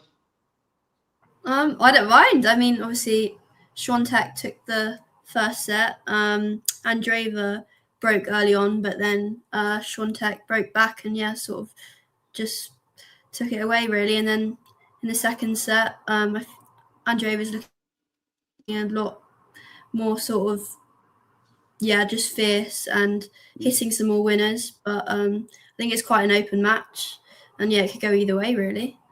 Okay, looks like we got a good one. And I think I saw that the Andreeva got up early in the first set there, and clearly Swiatek turned it around. Ozon is asking about my beard. Again, it's 91 here today. It's too hot for a beard. Like, you gotta let the face breathe, brother. Okay. Yeah. Andreeva, by the way, I feel like she's been such a staple of the tour since she was 15 years old. She feels like a veteran at this point, but I have to remind myself, she's still a teenager. She's still maybe 5, maybe 7 years away from reaching her peak. Like the talent that she's shown at such a young age really is remarkable.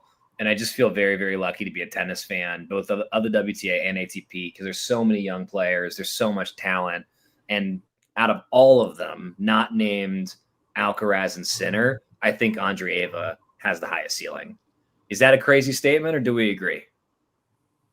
No, I mean, I think we were having conversation earlier with obviously there's Andreeva and Boko, who has a higher ceiling. Oh, that's because obviously they're both very talented players. I mean, they've come up against each other and played in the doubles together as well. And we were saying that, we both think they'll, win a Grand Slam at least. And didn't you say that Carson, you said that they could both get the career slam, or? Yeah, I could see that happening. That would be pretty awesome. I mean, because that would be an awful lot of fun. I mean, same deal with Sinner and Alcaraz. I see that Ozon's asking about Rafa's ceiling. I got to be honest. I think his best days are behind him. I have a hard time seeing him returning to the tour. But it'd be fun to see what happened with the comeback. I guess there is a bit of a precedent for that with Borg, although he was much younger when he retired. Ozon, is that what you're asking about? It's not. I'm being a little silly. Sorry. I don't know. I mean, Rafael Nadal, the University of Virginia alum. In a situation like this, what you're supposed to do when you don't actually know the answer or have that strong of an opinion is make something up. What I'm actually going to do is kick it over to Carson and Daisy, who I think know Rafa's game a little bit better than I do. I don't have a strong opinion on the ceiling. I'm going to say top 25 is like my gut reaction, but what do y'all think the ceiling is for young Rafa? Yeah, I think there's still a lot of unknown with him, and a lot that's just like undefined with his game. And we're not like fully sure what he's capable of doing over an extended season yet, which matters a lot in this sport, obviously. So I don't know. Like, I could see like break top 20, maybe get like top 15. Daisy, what do you think about his ceiling? Yeah, I mean, I haven't watched enough of him. He's having a good run at the minute, and I mean, he's 19, isn't he? Yep. Yeah. I mean, there's so many emerging and obviously current Spanish players on the especially the ATP side of the tour. But I don't. I haven't watched him enough to similar with Zach. I don't want to give an opinion. I feel like I don't have enough knowledge as of yet. I mean, I will tell you the things that his coaches say about him. And like, look, the coaches, I mean, they're supposed to say nice things about their players, but the specifics of it, talking about his maturity, talking about his focus, talking about how committed he is to the process, these are all things that suggest whatever his ceiling is, he's going to get very close to that, right? And so I think, he's the king of Crete. I think it's safe to say based on his track record there. I think that's a fun nickname that I doubt will stick, but I'm probably going to keep saying because I like to say king of Crete. It's got a nice ring to it. It does. I also just a fun fact that I'm reading on this Wikipedia page right now. Contrary to popular belief, despite being born in Spain in 2006, he was not named after Rafael Nadal. His father, grandfather, and great-grandfather all share the name Rafael. Although he was inspired as a young boy by Rafael Nadal. So that's kind of fun. So he's Rafa the Fourth. Yes, indeed. Okay, the second set tightening up here. Andreeva had a great opportunity to sort of press her advantage and get back into it, but doesn't seem to have capitalized. What do we think? Is Iga getting that break back gonna mess with Andreeva? And are we gonna see what happened in set 1 happen again here in set 2, or do you think Andreeva will be able to refocus, guys? I mean, we've traded a pair of breaks already in this set. Yeah. So it's service games have not been going very well for the servers so far. But yeah, I don't know. Both of them, even throughout the first set, both of them had many, many chances at break points. So this hasn't been too much of a change from that, honestly, outside of that. Mirra has converted a couple more. I will say, by the way, back to Rafael Hodar for a moment. I think that the most important decision of his career is coming up, and it's, does he play the Winston-Salem Open in 2026 or not? If he does, I think that there is absolutely there's no limit to what that young man might accomplish. If he skips Winston, well, then we've got a judgment problem, and we'll have to see how his career shakes out after that. Yeah, maybe some of those remarks about his maturity are just remarks from his coaches who just don't know what they're actually talking about. Yeah. They're getting paid to do a job. Hey, so for me, I have like a soft spot for the Cary, North Carolina Challenger because it's 20 minutes away from my house, and the Winston 250 because it's about an hour and a half, and both events that I try and attend every year. What are the tournaments local to y'all that you most enjoy or have a special place in your heart? Well, I've only really been to Wimbledon, so casual. Yeah, casually. Yeah, it's just on my doorstep, really. Yeah. Yeah, probably Wimbledon. I mean, I might try and go to Queens this year, maybe. Yeah. Like Eastbourne. But yeah, obviously, I used to live in Australia, so I've been to the Australian Open, and I'm going this January as well. So. Oh, that's be awesome. Good. Yeah. Awesome. Sorry, so the bulk of the I matches you've seen in person have been either at the Australian Open or Wimbledon? Yeah. That's pretty good. That's not a bad starting point, Daisy. Yeah, 2 Grand Slams ticked off, so yeah, not too bad. Very cool. Yeah. Carson, how about you? Doing very well. Yeah, cruising losing here. Yeah. As she's in it. Yeah. We don't have a challenger or any other tournament very close to Minneapolis. Really? Yeah. As you can imagine, with our rather sporadic weather, it makes it a little bit more challenging. I feel like Minneapolis should at least have a summer 250. It's a major metro. Yeah. It would be fun. I would love if we did. It's we're here in the middle of April. It's going to be, I think, 37 degrees tomorrow. Celsius? Nope. Oh, okay. The Fahrenheit one. That's fair. I feel like they probably go do it in July as part of the hardcore swing if they're gonna do a Minneapolis. Yeah, I would love it. Chicago has a challenger, which interesting. Yeah, I did go to last year. Michael Zheng won it. The Colombian player from Colombia. First time I'd ever seen him.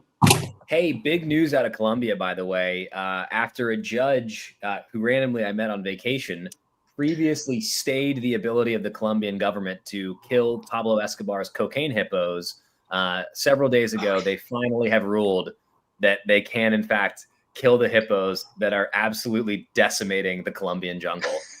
This is all real. All of this is real, by the way. A little color commentary for you there, guys. Yeah. As we're now 15 all, Daisy, are you familiar with Pablo Escobar's cocaine hippos? No, I didn't really know much about that. So Yeah. that's very interesting insight into that. I'm gonna try and bring this back to tennis, but go with me on this. Pablo Escobar, when he was in prison briefly in Colombia, in his own home, he purchased 2 hippos. One fella hippo, lady hippo. When they raided Pablo Escobar's home, they had a decision to make, which is hippos are godless killing machines. They're absolutely massive. They are the most violent creature on earth. So do we deal with them, or do we just kind of let them out into the jungle and hope the jungle takes care of things? They chose the latter. There are now hundreds, if not thousands, of hippos stemming from these 2 that belong to Pablo Escobar, rampaging through the jungle of Colombia. They are apex predators, and the only way to stop them is for the government to kill them, or for, I guess, people to kill them. But people aren't going to sign up for that because they'd be crazy, and in all likelihood, the hippos would win. So it's sort of... It would be like a rehash of the Emu War. It would be like a rehash of the Emu War. And I just don't think we've seen this level of apex predation and dominance really since the Big 3. I don't know. It's tough to bring cocaine hippos back to tennis. But it's a fun story I wanted to bring up. Good segue.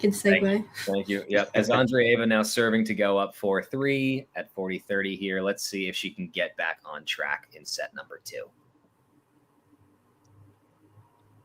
Do you see this going to 3 sets, Zach? Or do you think Świątek will close it out? If it was on hard courts, I would say I like Andreeva's chances to take it 3 on clay. You know, I know that Iga hasn't been in her tip-top run of form as of late. I just think she's too good on clay. I think she's going to get it done in set 2. Mm-hmm. Her game is just so suited for clay. I mean, you look at the shape of these forehands, you look at the depth, you look at the RPMs, like it's just too much. And I know that, you know, Iga just sort of sprayed the backhand there for Andreeva to now go up 4-3, but I just think Iga's too good on clay.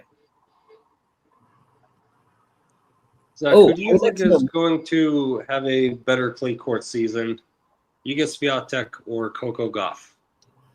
I love Coco. I think she's like the best of American tennis in so many ways. I think that based on past record, my money would be on Iga if I had to bet.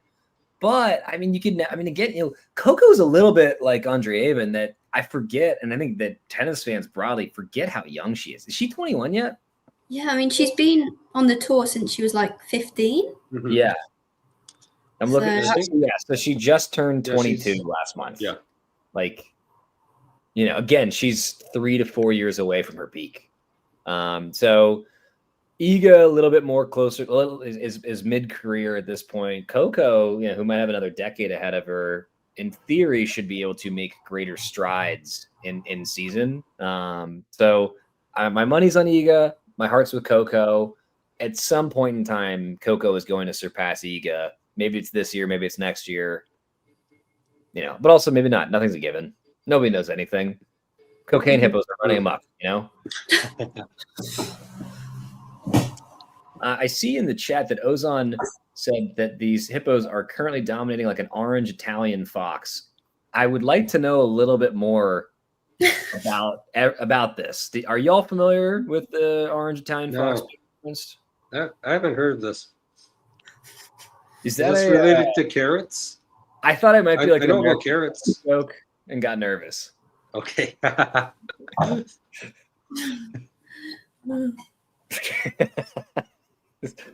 Yep. Let's see. Iga serving here at 3-4. Yep. Yeah, she is.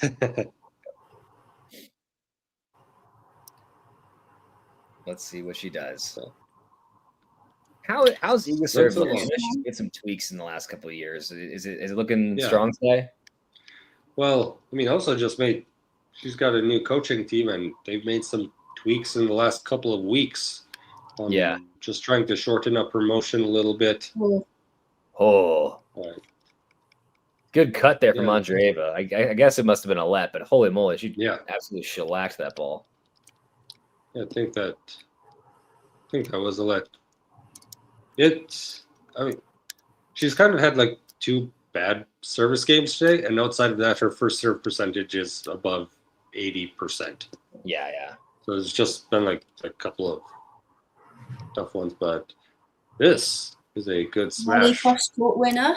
Yeah. So you look at that volley overhead combo, and this is where I think for the players that have the stamina and mental fortitude to do both singles and doubles, there's real benefit. I mean, Andreeva's game is developing and in a way that is more complete than the players that just do singles.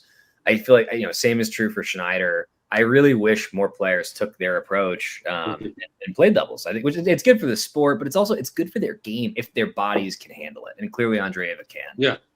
I mean, look at Arina Sabalenka. Yeah. Like she was number 1 in doubles long before she was number 1 in singles. Yeah. And like she's still not like, maybe not the most like pleasing thing to watch at the net. It's a little bit like jerky at times, but adventure, sure. Yeah, it is an adventure, but like she's more than capable. Yeah. I mean, you think about going like men's tour, someone like Medvedev as well, who used to play doubles a lot more often.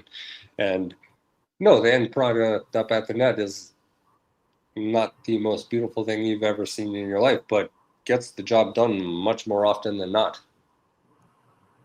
Yes, indeed. I mean, also like John McEnroe, you look at his career, his doubles career is not talked about enough, both on the tour and as a senior or master's level player, whatever it's called. The Williams sisters, great success in doubles. More court time is good for your development. Again, if your body can take it, right? And I think, the season's just so packed already. Yeah. That it's like finding that. If we vaporized indoor season, maybe more players would be able to do doubles. Yeah. Do you watch much doubles, either of you? I do. I try to play singles because it's a better workout when I get on the courts myself. But I do find myself, I mean, especially like if you're doing your job and you have the kind of job where you can have something on in the background, I enjoy doubles more than singles. It's so bang bang. There's so many interesting tactics in terms of how they set up and all that. I really, really enjoy watching doubles. And I think it's an absolute travesty how bad of a job the entirety of the tennis governing bodies have done at marketing it. Most people who play tennis play doubles. Like doubles is a fantastic product. The people who are supposed to be selling doubles absolutely, when they look in the mirror, should feel bad about themselves and how they're hindering tennis in its growth. Yeah. Respect. We'll see if Craig Tiley can do anything about that for our home slam. Probably not. Money talks a lot, unfortunately. So, yeah. Hey, speaking of money talking, I don't know if you've been following the latest with the. Oh, we got a break point here for Andreeva. Yeah. We'll come back to this tirade in a moment here. Let's see if Iga can fend this off. In the body. Yeah. Andreeva turn just a little below. Yeah. The LIV Tour, funded by the PIF, which funds many things in tennis, is now on the ropes. It took dirty money. Oil's doing all kinds of stuff for who knows what reason. And all of a sudden, that money might go away. When you build a foundation on a bed of sand and oil, sometimes you get burnt. And I think that there is a lesson to be learned for other pro sports leagues. And I doubt that tennis will learn it, but the LIV might be about to go kaput because they sold their souls. And what do they get for it? A league that's going to crumble. I mean, we'll see. The WTA finals are moving out of Riyadh after this year. Yeah, I saw that. I mean, Zach probably moving to your backyard in Charlotte. Oh, yeah? It was like, yeah. Oh, well, it sounds to me like they should give Talking Tennis some press passes to show that it's a tournament of the people. And I will be there. Yeah, man. Yeah. Hey, we'll get a beer. We can stream getting that beer in person. Oh, yeah. I mean, so Charlotte, Oh, yeah, go ahead, Daisy. Oh, No, I was just going to say, Świątek managed to save breakpoint, and she's just taken that service game of hers. There we go. 4-0. Ozon asks if we're saying a 10th Masters in Saudi Arabia will not happen. I'm saying it will not happen right now. I would never say that it won't happen because international commerce and money and these things are bigger than all of us and essentially unstoppable. And the incentives are bad. So very well could happen. I hope that it doesn't. I think you would be hard pressed to find a country less suited to hosting a women's athletic event than Saudi Arabia. But, you know, they got a lot of money. Well, this is a beautiful backhand winner from Iga. Brilliant. That is. That up the line backhand, that's just not a shot that mere mortals can hit. You know, we're all born with different gifts. It is a very, very short list of people that have the capacity to even attempt that shot, let alone make it.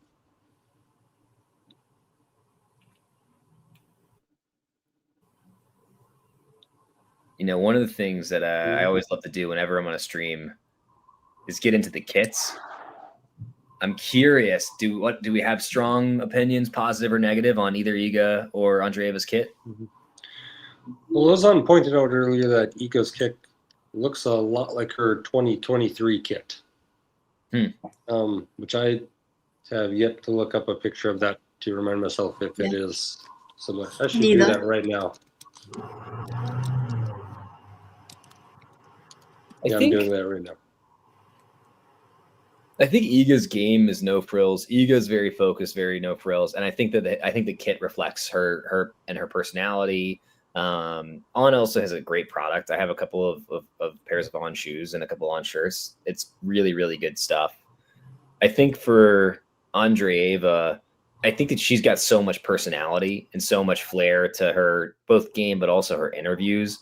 I would like to think that Nike could have come up with something that reflected her a little bit more. And she's at a place in the rankings. It's a bit boring. Yeah. That should be their marketing campaign for Nike, honestly. I mean, like the stuff they put Sinner in, like this, you know, every now and then they give Alcaraz a little razzle dazzle, but you know, they're not pushing the boundaries of fashion at this point. Nah, they keep doing Sinner so dirty. The colours they're just not the one at all. They're not flattering to his complexion. You know, my wife, Dr. Cunningham, is a redhead, and like every redhead ever knows, like there's a specific color palette for them, and seemingly none of the executives at Nike have been told that for Jannik Sinner, and it is kind of funny. It's like, man, they're gonna put him in like red or like purple, like that's not, you don't pair that if you're a redhead. It was like the mustardy like yellow. It's just that's not great. Yep. Andreeva now serving 40-30. It sounds like after some early breaks and a few break points, both of them finding a way to hold serve here. I don't understand why Andreeva is wearing white socks with the black and blue kit and black shoes. That on red clay. That's just like a very basic thing I don't understand. It feels disjointed. Oh, this is very good. Wow. Great volley from Andreeva there, showing her all-court game. As I was ignoring my day job earlier, I caught a little bit of the Shelton match. He's coming in an awful lot on clay, and I think with the modern tech and the more players get pushed back, I actually think that serve and volley and an aggressive net rushing approach might be a bit more of a winning tactic today than we've seen at really any point previously in our lives. What do y'all think? I think it might be. Yeah, I mean the serve and volley, I mean it's not the most entertaining if you constantly have it. You know, I like long extended rallies. But you know, if it works for him a lot, so if that's how he's going to, you know, get to latter stages of tournaments, then that's fair play to him. Yeah. Carson, what do you think? I think there are specific opponents that it can work better against. Fonseca might be one of those right now, my opinion. I'm not sure that his like overall movement on clay is quite like up to par. There certainly like there are players you wouldn't necessarily try that against. D Minor, Tommy Paul, Carlos. Like I'm not going to go as well for you, but yeah, we'll see. Maybe it is. Maybe that's the new strat. I mean, I think against like, if I'm Shelton and he gets Medvedev, who's going to play butt on fence, yeah, man, rush the net. Like, come in on your returns if you want. But I think you're exactly right, Carson. That do some underarm serves. Yeah. Did you see that one from yesterday? Oh, I don't think so. Borges. Yeah, Borges. Yeah, oh yeah, he won with an underarm serve. Yep. That's right. Who is he playing? His opponent looks so pissed, but it's like, brother, like, Echeverry. No problem with it. Yeah. Echeverry. Yeah. He was not happy about it. It's a pretty humbling way to bow out. There's a term that I learned on a stream last year for talking tennis that I haven't heard this year, but I just want to bring back. Have you all heard the term dirt rat? No, I haven't. No. It's like it's meant to be a total insult. And it's just like somebody who's a clay court grinder that's gonna just, use their legs and spin to make you miss and make it miserable to play them. And it's used again in a primarily derogatory fashion. I think that's actually like one of those things that's accidentally a huge compliment. Like, and I look at Nuno Borges and I'm like, yeah, that guy complimentary dirt rat. Like I absolutely love it. Like he will do what it takes on clay to win. And if that means, running a marathon, okay. Underarm serve, okay. He's got the mentality for it. And that's a player that I have a lot of respect for because I think that he has maximized his physical gifts. He leaves it all on the court. Clay Dog. Clay Dog, I think, is more complimentary sounding than Dirt Rat for sure. Clay Dog. I'd be down with Clay Dog. Carson, Clay Dog, Knicks. That's never been on clay a day in my life. Oh, really? No, I would be a dirt rat. Oh man, if you come to Charlotte for the WTA championships one year, then we'll get on clay for sure. Oh, we'll do it. Daisy, remind me, are you played same university as Fergus? Yes, yeah, I'm the same. And as Rachel? Okay. Oh, small world. Yeah. Does Fergus is Fergus's game that of a dirt rat? I haven't he played in we have varsity. Yeah. He played the other day. He won in his singles match. I didn't watch much of his match. He's got I haven't watched enough of him really, but we're gonna need some clips. Does he have a big serve? Like is it actually good? I saw one clip of his serve. It looked like it did the job. It wasn't the most aesthetically pleasing. But... Okay. Oh, I hope is John producing or Carson or you?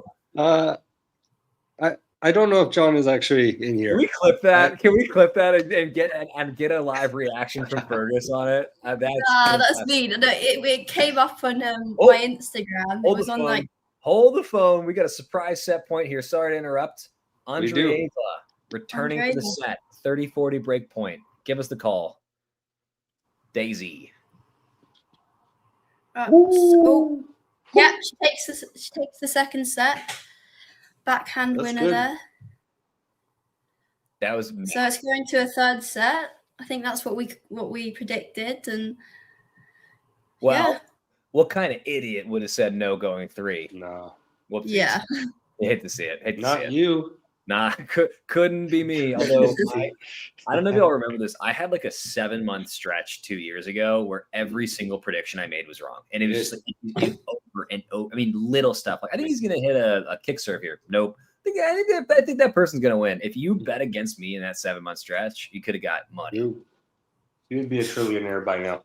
Yeah. By the way, look at those stats: 13 winners, 11 unforced errors. Kudos to Andreeva. The match is on her racket. I mean, she is taking the fight to Iga. Iga only 3 unforced errors, so it's not like she lost the set. Andreeva just went out and beat her the old-fashioned way. Yeah, it's what you have to do sometimes. I just got very aggressive. I was telling Daisy like earlier on in the set that Andreeva, she always hits the ball fairly hard. But in this match, it kind of seems like in pressure moments, she's decided that the strategy is to hit it even harder. And it's working. Oh, interesting Ozon comment. Yeah, Apparently, since I arrived, Andreeva hasn't missed a forehand. This is kind of like Christmas for me. These are my 2 favorite players in the WTA. So this is great. I wish that they could both win. I just hope everybody has fun, you know? Yeah, I was saying earlier, they've only played 3 times. Yeah.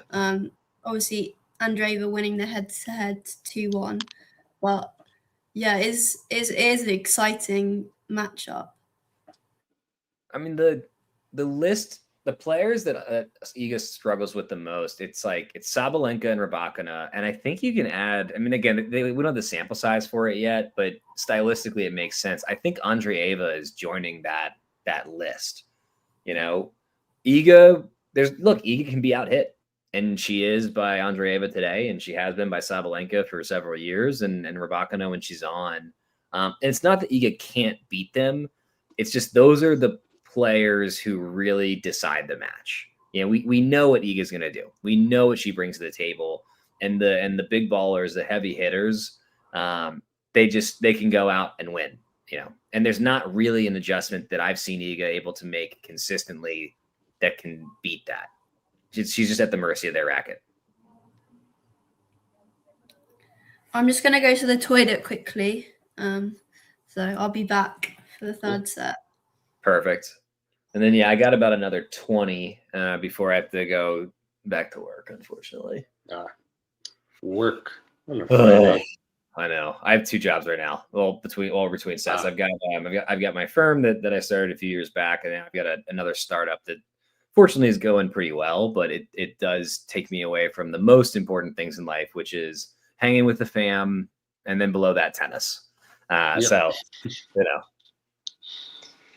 Oh, it's interesting. So Andreeva was spraying in the first set. I mean, forehand was not good for most of the first set. This is where youth can be to a player's benefit. I mean, she we were all a little delusional when we're young, right?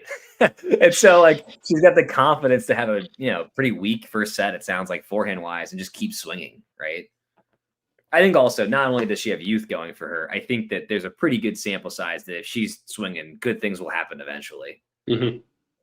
All right, so Iga taking a bathroom break, Andreeva standing up and sipping some water.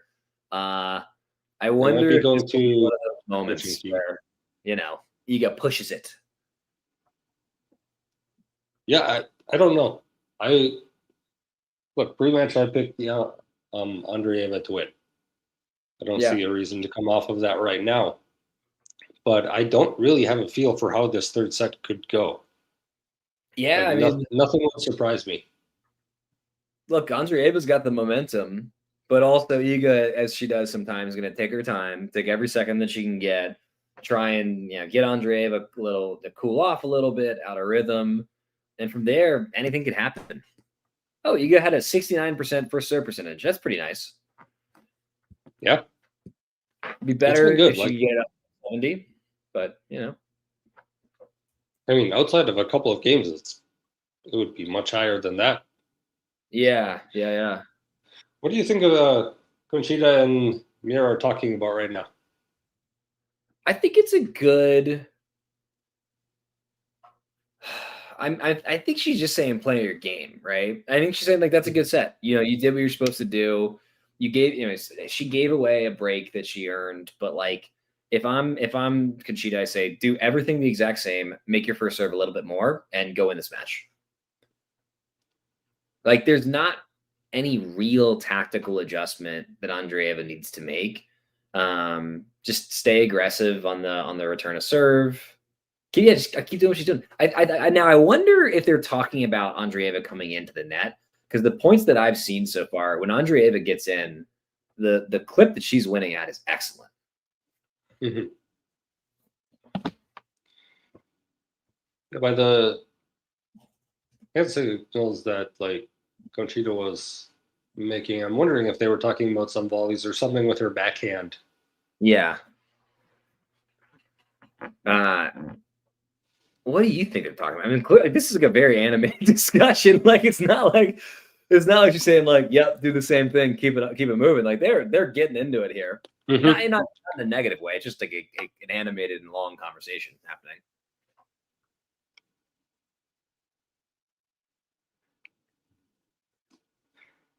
This is also where having a coach who is a high-level player, I think a coach doesn't need to have been a high-level player to be an excellent coach, but there's a credibility that comes with having won big tournaments, as Conchita has, that I think carries extra weight with a young player like Andreeva. Conchita has won tournaments and matches that Andreeva hopes to win, Yes.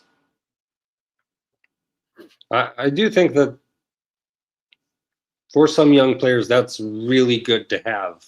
Yeah. Like someone in their box. Yep. Someone who's been there. Yeah, someone who's been there and has done things that they want to do. Yeah. I mean, you think about Andy Roddick bringing Jimmy Connors on his coaching team in the early 2000s. Like, that's right. I forgot about that. So, I mean, Jimmy Connors just has such a reputation of being a not super nice guy. I think that's like, I also think that's a good thing for a young player too. Like, while normal person might not want to like hang out with Jimmy Connors and talk about things other than tennis, because he's famously prickly and was his entire career. Sometimes the young players need that directness. And I think that Andy Roddick certainly benefited from that. I don't get the sense that Conchita has that style. I very much get the sense that Goran Ivanisevic can be Connors asking his feedback based on some of the things he said about Stefanos Tsitsipas in particular. And he wasn't mean or anything about Rybakina, but I think he was pretty candid about the challenges that he faced in the brief time they were working together. I saw him in a new box recently. Who's Goran with now? That is a good question. I don't know. Whoever it is, it's the wrong person. We got a big serving lefty hoping to go to the next level. For Peter's sake, Ben Shelton. Like, you don't have to fire your dad. Bring Goran in just for a little bit. Like, it's a match made in tennis heaven, and I'm gonna bring it up on every freaking broadcast I can. Is it Artur Fils? As for who? Artur Fils. Oh, see, that's a smart hire by Fils. Fils is making all the right moves, man. That's a good hire. That's a really good hire. Ben Shelton should poach him if he can. And that's what Iga did with her coach, basically. So, Yep. I don't know. May or may not be acceptable. I don't know. I think Fils is right at the top-ish of my list for somebody who could break through and be that third guy on the tour. I think at this point, it's hard to imagine somebody surpassing Alcaraz in center, but they're not unbeatable. They're human. Alcaraz's focus is wavering. His body is giving a little bit right now, and he's more beatable today than he was 3 months ago, right? Sinner has had stretches here and there, mostly against Alcaraz, but, he can be beaten too. And Fils is somebody who's just got unbelievable gifts. And also, one of those gifts is his mental, So we'll see what that young man can do in these coming months and years. Yeah. I don't know if you saw his match today, but he looked pretty good against Musetti. Yeah. I mean, he's cooking, man. He's got what it takes. I mean, he's got the weapons. Yes. I'll be interested to see him in Madrid. That tournament has opened up a little bit over the last 12 hours. Novak out, Carlos out. I think Taylor Fritz is out. So, good. Certainly. So, 2 of the top 5. Yeah. Hello, I'm back. Welcome back, Daisy. So, Świątek had a toilet break. That was just... Yes. All back now. She took her time. I don't know that she went that far beyond whatever is allotted, but definitely You know, as she sometimes does. Oh, GMP is out. Yeah, really opened up on Clay if GMP is not there. Someone will make the second round now. Yeah, is Manarino out as well? I think he lost what, like 37 straight matches on Clay or something ridiculous like that in ATP main draws. I don't know if he even plays Clay anymore, dude. Okay, so yeah. Adrian Manarino is a self-described hardcourt specialist, has a notorious poor record on clay. He has lost over 23 of his 26 main draw matches on clay and openly dislikes playing on it, describing the courts as rotten. Yeah, 25 consecutive matches lost on clay. Yeah. You know what else is rotten? His string tension, dude. How in the world do you even play with a string tension of 22 pounds? I don't know. You watch his swing and it's like just this itty bitty. He has maybe the most unique game on either tour. Although I do have the soft spot for Siegmund, who I think is pretty wacky with it. She's crazy. I'm not as much of a fan. Yeah. Daisy, who do you think has the strangest game on the WTA tour right now? I mean, yeah, Siegmund is a shout. Who else is we've got? Who's I can't remember her name. She played at the Australian Open. She's got the tattoos sort of on her face. Oh, the Ukrainian player. I can't pronounce. Alexander. Yeah, she balloons the ball all the time. Yeah. Yeah. She's. Oh man, I thank you, Ozon, for jogging all of our memories. When Marcelo Ria said "grass is for cows." Polyakova, yeah, that's the one. And forgive me, mostly Ozon, but I guess the whole audience. We've been having so much fun gabbing. Completely missed that Iga started this set off with a break, has seized back momentum. But you know what they say? It's not a break unless you hold. So let's see if she can get this hold at 15 love. Grass is for cows. Oh, brilliant crosswalk forehand. Yep. 30 love quickly here in this game.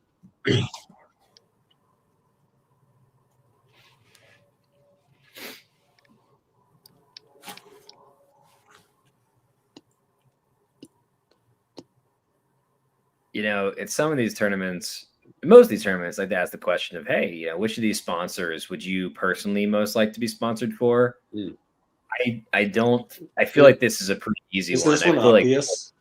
Yeah, right? Yeah. Like, I don't know what Walter Knoll is. I'm going to go with Porsche. I don't know what high-low for dry eyes. My eyes are a little dry, but I would rather have the Porsche. Leyenburger functional food. That sounds like it tastes bad, but it's good for you. Still would go with the Porsche. Because Ozan was saying earlier whether they win all three Porsches or just whether they get one. Oh wait, so is that known? What they get? I think they just get the one. Yeah. Oh, that feels like false advertising to put 3 out and they only get one. Yeah. Maybe you just get your choice. That's fair. That's fair. I don't know what Smeg is, but it doesn't sound appetizing, and I feel like that's a terrible name. Schaunsland Reisen makes the Polish part of me a little nervous, so would also still rather have the Porsche. Can't go wrong with a Porsche. Can't go wrong with a Porsche. Yeah. Yeah. So the winner, they get to choose one of the Porsches, and then you get to drive it around on the court. That's cool. That is pretty cool. That would be pretty fun. Ozon points out that, by the way, every double fault's a bad double. That's probably the least bad time to doubles when you're serving up 40-15. Let's see if Iga can close this out and put that behind her now.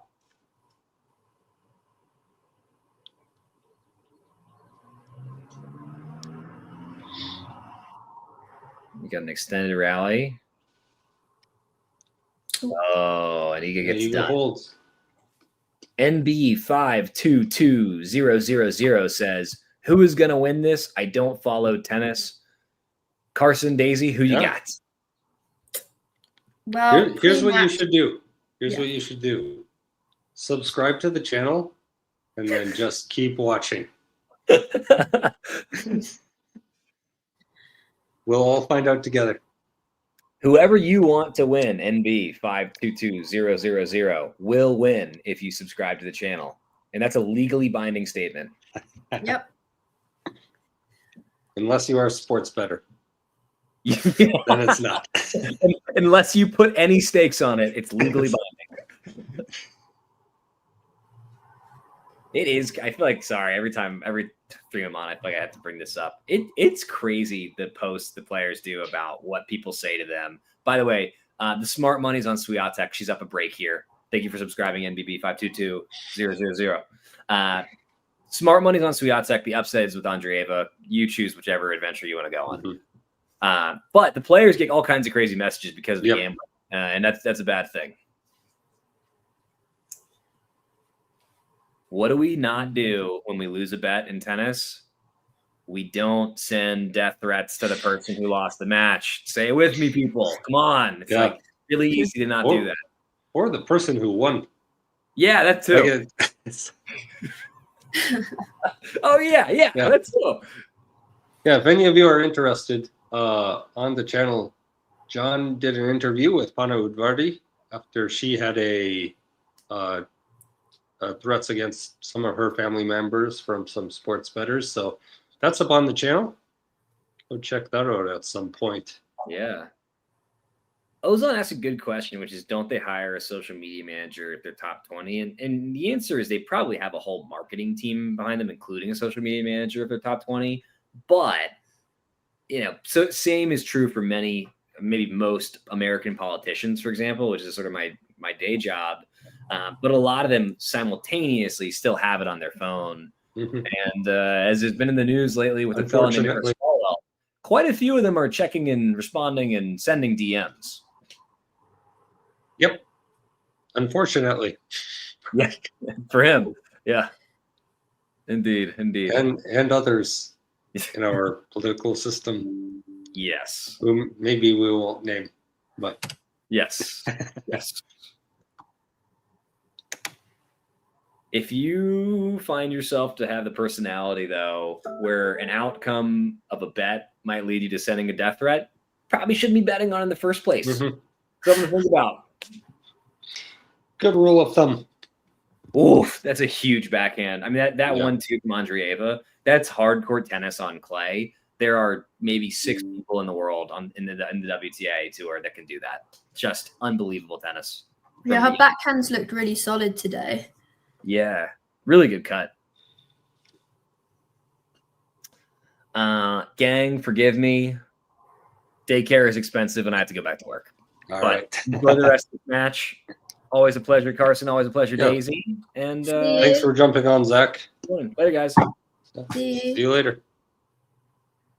Yeah, I keep forgetting that. Is it still the morning for you?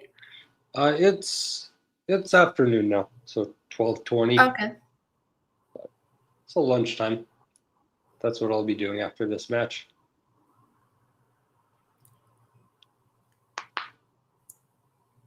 What are you gonna make? That's a great question. I don't know. Oh, nice net play by Świątek.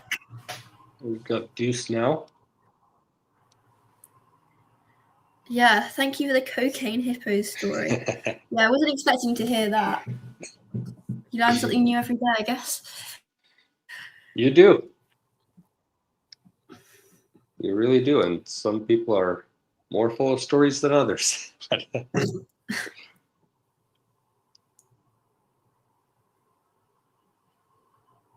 is a really good +1 for Andreeva. Yeah.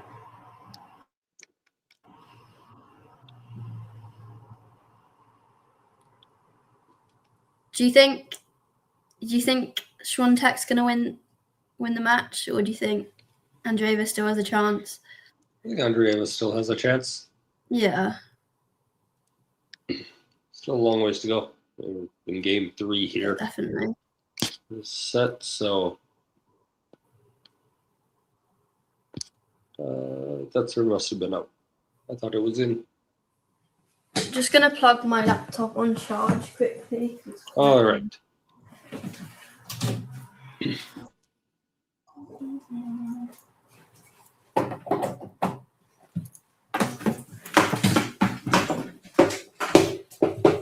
Nice little rally going on here. And Mirra gets it out first. So back on deuce.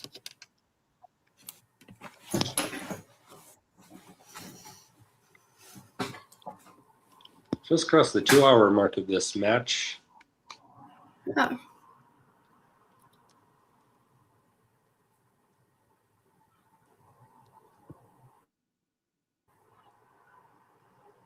Do you do quite a lot of streams with Zach? I feel like we're on fairly often together. Is there quite a few Americans? There's not really. It's like the two of us. There's Brenner. Don't know if you've ever been on with him before. I don't know. Isabel, she's on very infrequently.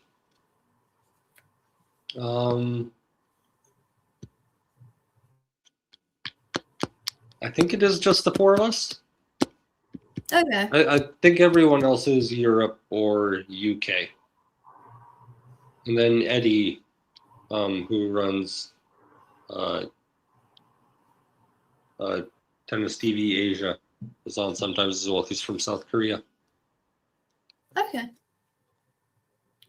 Break point to Świątek. They're trying to get the double break here. He's in a good position to get it.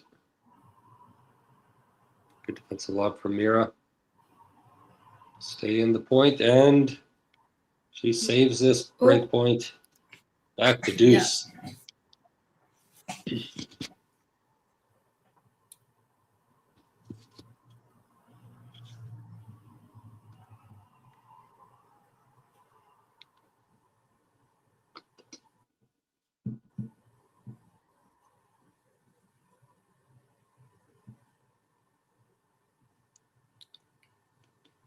Are you planning to watch any more tennis today after this match, or? Iga slips. Seems like she's okay, but yeah, I'm not sure what happened. Yeah, it looks like she tried to cut back and just got caught on her heel.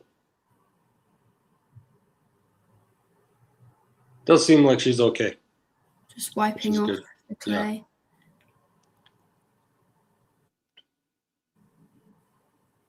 This, I do think this might be the end of tennis for me for the day. Got some stuff I need to do, so maybe have some stuff on in the background, but I have work to do later on this afternoon.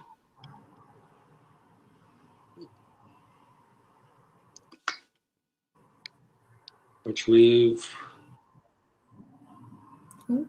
don't know, we might be doing a stream for the Rybakina Fernandez match coming up. I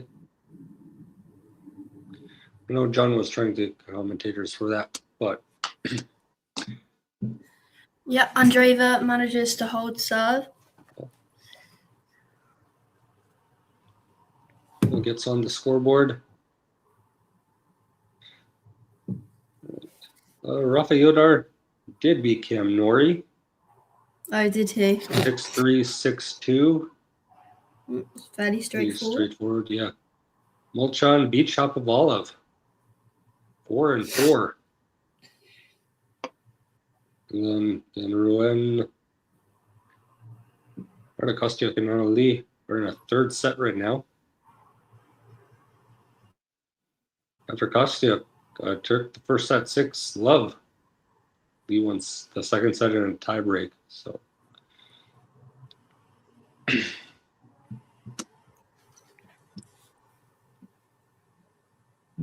I think there's, one more match to go in Rouen after this? Or stay a match? Mhm. And then, yeah, we've got Rybakina and Fernandez after this at Stuttgart. Mhm. What do you think about Fernandez? In that match or like overall? Just overall, and I guess her chances against Rybakina. I don't think she has a great chance against Rybakina. No, I think pretty straightforward for Rybakina. Yeah, the serve is a massive weapon, and I mean, even if she doesn't have a huge first serve percentage, the kick that she's able to get on the second serve on clay could just take the ball out of Fernandez's strike zone. Don't think it's going to be very comfortable at all. Hold on, I did not see this at all. Maybe I'll let Daisy speak to this first because she's actually been to Wimbledon. Isn't there once Wimbledon to ban all cell phones? I mean, that's quite a hard thing to. That's quite a hard thing to sort of put in place. I mean, to be fair, when I was there were just some kids like just on their phone, not paying attention to the tennis, and I was like, "You paid so much to come and watch, like just watch." But I mean, I feel like most people, the etiquette's pretty good. I wouldn't say people are excessively on their phone, but you know, I can understand why Isner, you know, would like that, but I don't think realistically that will happen. Do they have that anywhere else? Like, are there any bans at anywhere? Not that I know of. Yeah, I can't think of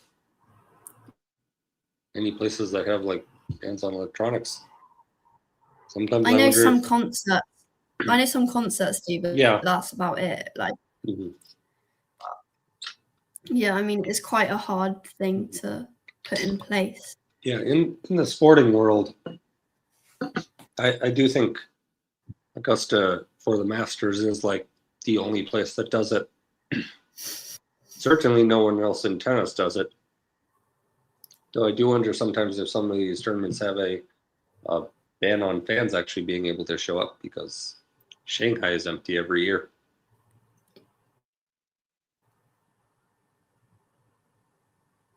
It's 15:30 here on the Świątek service game. Maybe a little bit of an opening for Mirra.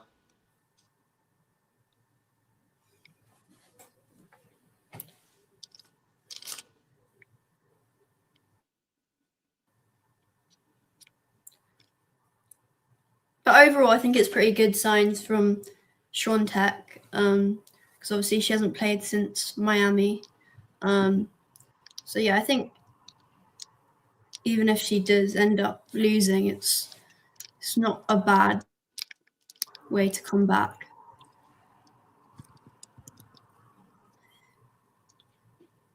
Yeah, and I mean, was it Siegman yesterday that she played? Yeah, it was Laura Siegman. Which was, I mean, always a bit of a challenging match. This is an excellent slice volley from Andreeva to create 2 break points now.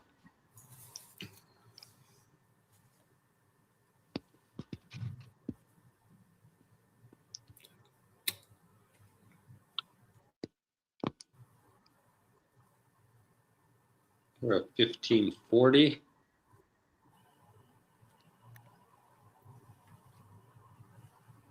Two break points.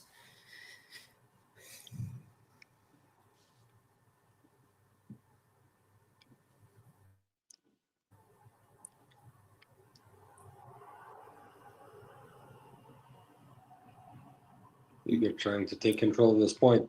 Doing very well. Puts the drop shot away. Oh, nice drop shot. EP number 1.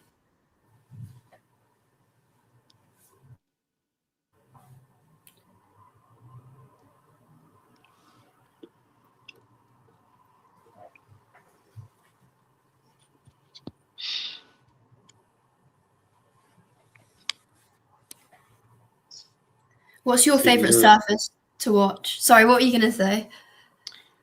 I was just going to say that she has another break opportunity now. I do like hard court. Mm-hmm. It's a boring answer because it is the majority of the season, but yeah, I don't know. It kind of equalizes a lot of things, I think, for the majority of players. How about you? Yeah, to be honest, I actually do enjoy clay. I think it's exciting. Obviously, grass. Double fault here. Spot. Oh.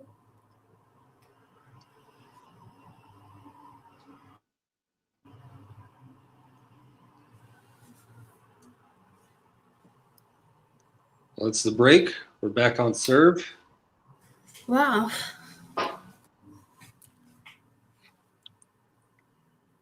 Grass is fun to watch, Ozan. It is fun to watch. I do enjoy it.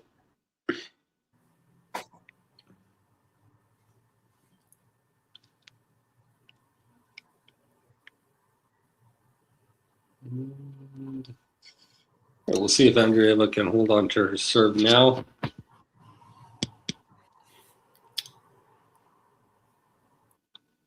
Love 15. Not the best start. Yeah, I think about this every time, like at Wimbledon as it gets towards the end of the second week, or at Queens now, during the ATP event after the WTA event. Like some of the grass on the baseline is just like completely gone. I know. And then you think about like groundskeepers are going to spend the entire year repairing the dirt to get grass down in the spring for a 2-week period of time. It's just amazing. There's like a tranquility to it almost. Yeah, at the start of the week it always looks so nice, and then by the end it's tarnished.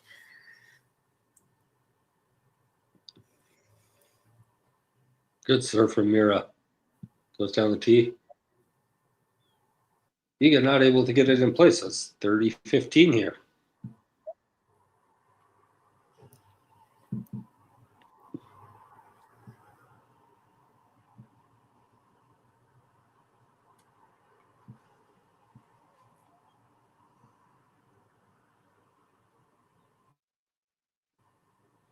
Yeah, that's very true. It's basically like life. You start out young and you get old and fragile.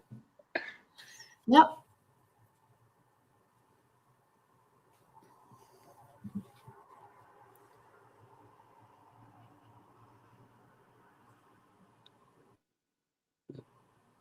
Dirty all.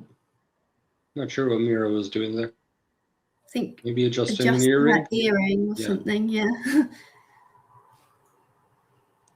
Oh, they just pan to a crowd member. Looked quite distressed. Distressed, I don't know. Yeah.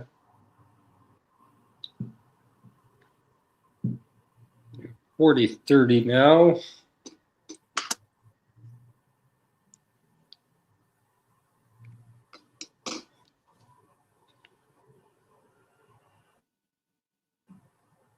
Good serve down the tee. Oh, this is a great drop volley from Andreeva. Brilliant. She holds. Nice way to hold serve. 3-2 now in this final set. Yeah, Andreeva seems like she's settled into the set a bit more now. Yeah, she's won 3 straight games. If you were playing in a third set like this, would you rather serve first going into the tie or coming out of the changeover, or would you rather return first? I think, I don't know, maybe serve first to just try and get the first like points on the board, really. Yeah. But yeah, I think, and I mean like not like the first game of the set, like coming out of the changeover specifically. So like, yeah, if you were serving first over changeovers, I would have like served the first game of the set. So in a way, you're like always down. There's a chance you're like down a game the entire time chasing on the scoreboard. I don't know what I would prefer. I think it depends on the individual as well, really. That's true. Like when I play tennis, I just get really angry and annoyed when when the ball hits the net. Or man, I would I do not have much composure. Get frustrated.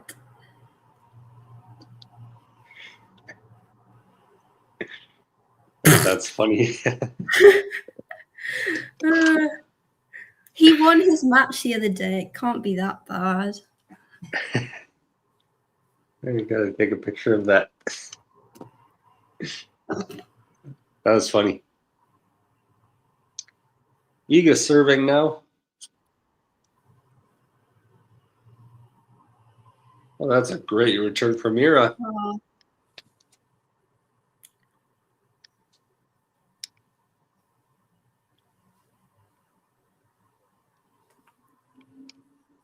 Yeah, I think if she tries to shorten the rallies, I think she'll have a better chance in, winning this set and the game, the match. Mirra into first serve from Iga.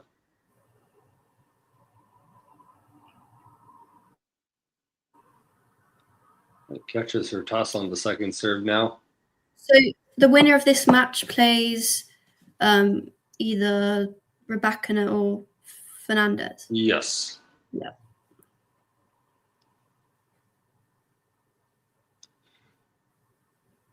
Likely Rybakina, but it's tennis. I was about to say. You never know. You never know, but it's Rybakina. Yeah. How do you think she'll do at Roland Garros? Rybakina? Yeah. I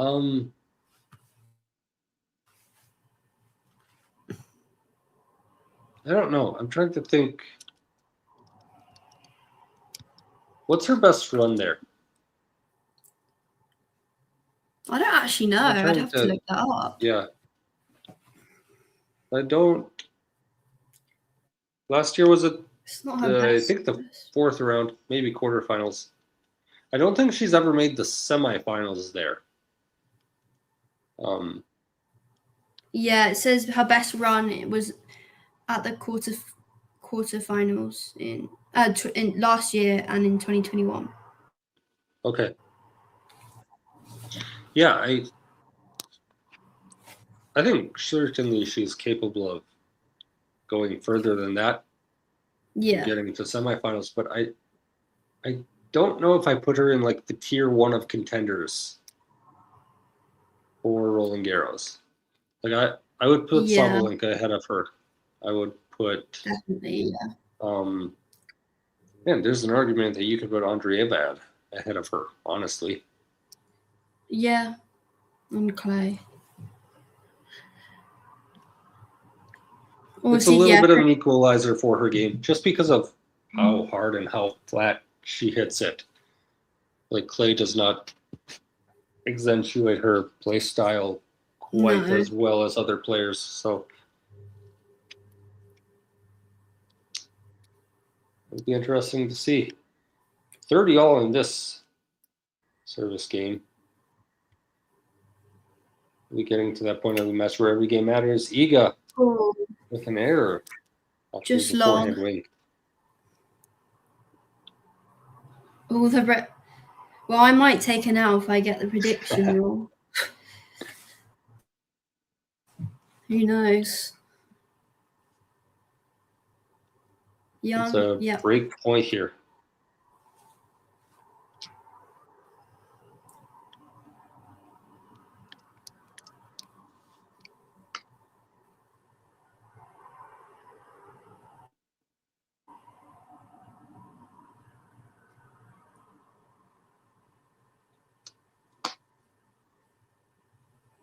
Oh, nice backhand return there. Good defense. Oh, Iga, but Andreeva. Backhand winner. Yeah. And was it out? It was out. I thought it was in.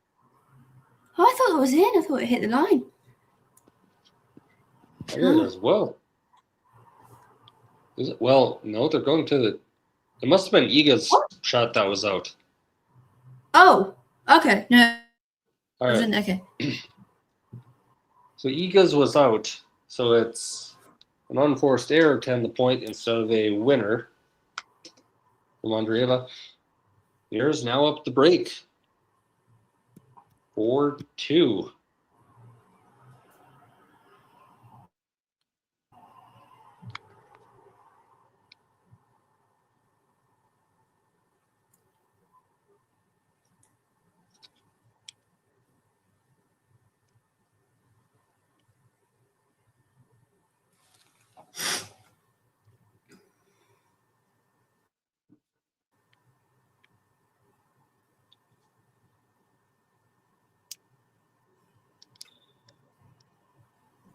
Do you like the electronic line judges these days, or do you miss the sort of? Oh, I love it. There's enough. Hitting a tennis ball is hard enough without judges periodically getting calls wrong. Yeah. Like I understand like some people who make like the human element argument of it. Yeah. Leaving that in, but to me, there's enough human element of it without like having line judges. Yeah. It's like sometimes I think like it's nice, and then Roland Garros happens, and I'm reminded why I love electronic line calling so much. Yeah, it makes it more efficient, really, doesn't it? Like tennis matches are already can be very long.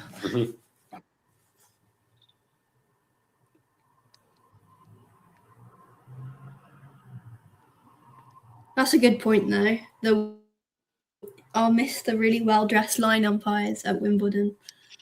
It was a staple.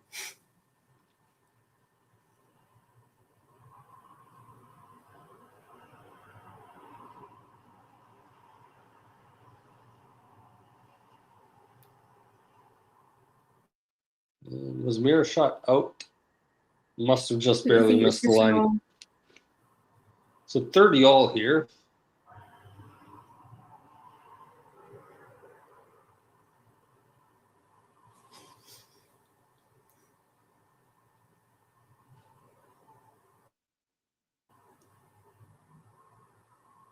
This serve goes into the net.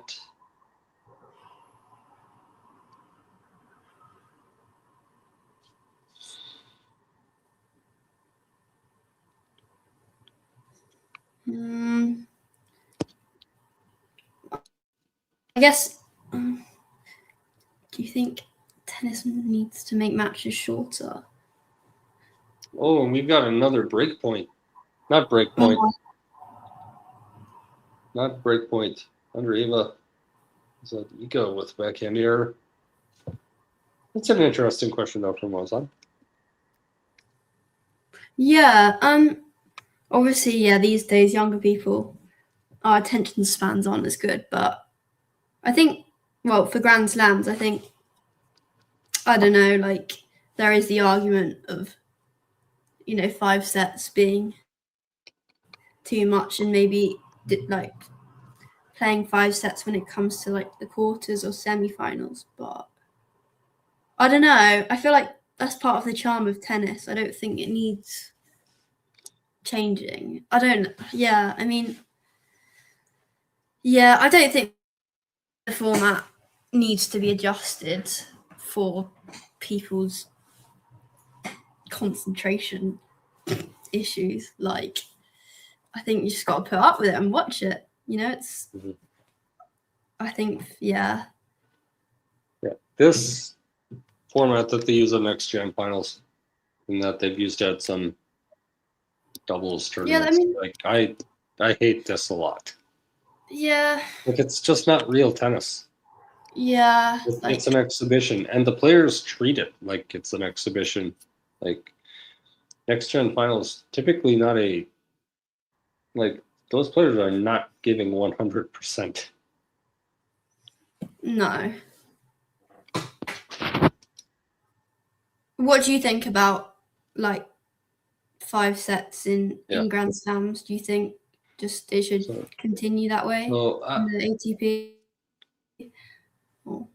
So I'm in favor of like change nothing about the format of tennis. Like, play the 6 games, have a tie break. So I'm in favor of like change nothing, but I do have what I found to be a fairly unpopular opinion that during Grand Slams, the ATP should play best of 3 instead of best of 5, just throughout the entire tournament. Okay. Yeah. But I guess then that takes away from like amazing matches like last year's Roland Garros. You know, we wouldn't have those moments. Yeah. You'd miss some of them, but I mean, even during that match, once Carlos went up the break in the 4th set, that set wasn't particularly entertaining. Yeah. It's like, I think sometimes during Grand Slams, I think about, the men's side all of the time. How many times is it like, it's 1 set all, and then someone goes down a break early in the 3rd set, and then the announcers are just talking about, well, they should just like throw this set away, get ready for the 4th, try to make the comeback. And it's like, you shouldn't be able to like do that in tennis, I feel like. Yeah.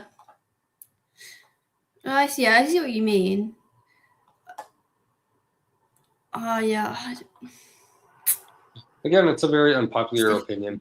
I do think, as well, just like practically, it would help with the issues of matches going so late into the night. That is some one of these tournaments, like, it would make more sense. You literally could save hours. Yeah. Every day, and then we don't have to talk about. The 2024 U.S. Open quarterfinals match with Zverev, and I forget who he was playing, but it went very long.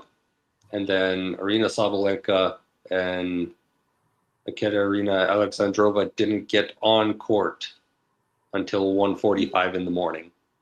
Yeah, it's pretty ridiculous. It's like we can practically fix some of these things if the men just play best of 3. Yeah. I think there is definitely an argument for it. It's just, I don't think it will ever happen. Yeah, especially in the near future, I don't think anything's going to change. Yeah, this is another one that went super long. Oh, wow.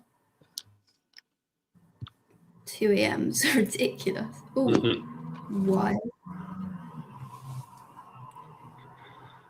30 all in Iga's Świątek looks like she's getting slightly frustrated. Oh, just serving to stay in the match at this point. So, you look at her first serve percentage, showing us data on screen across sets: 71% in the first set, 62% in the second set, and 45%. Yeah, in the third slowly set. Decreased. It feels like it. Like, I absolutely believe that statistic.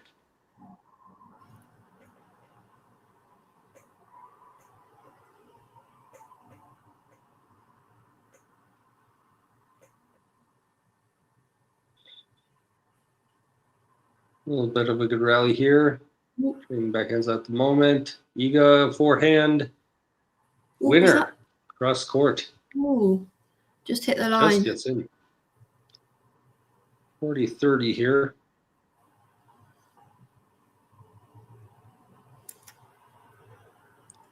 Trying to hold this game. Make Mirra serve it out.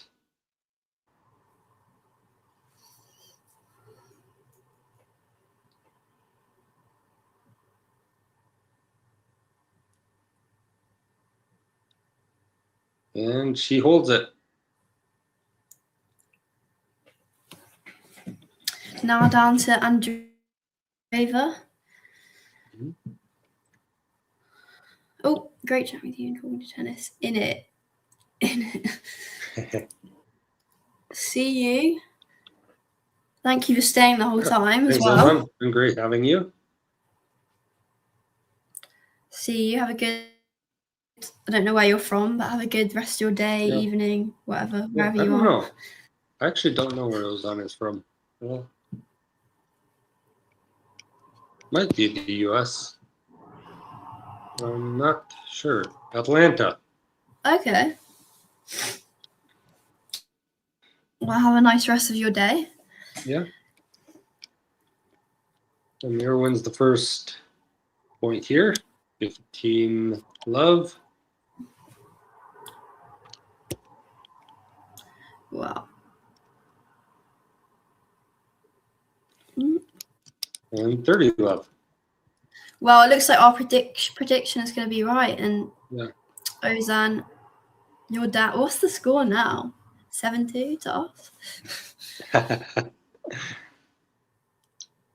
Ethnically Turkish. Oh, Turkish. I'm assuming that's where the section 4 Ozan I thought you did get a point. It's from. Yeah. Okay, yeah, that makes sense. You've been bagels. No, we gave you a point or two. Oh, double fault here. Ooh. Yeah, that's our first in a while. Maybe we're speaking too early. Still a couple of points away. Yeah. I think she'll close it out. And looping return for Iga. And Mirra, great point from her. Iga not able to get the final ball in play. It is 40-15, and there are 2 match points now for the 6th seed. For a place in the semi-finals against Rebecca or Fernandez. But probably Rebecca. Yeah. Inevitably, probably Rebecca.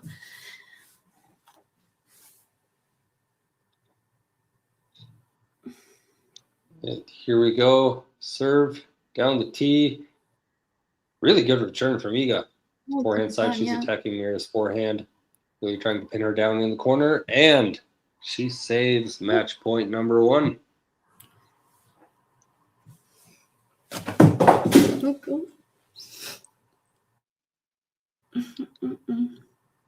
Here we've got a second opportunity now.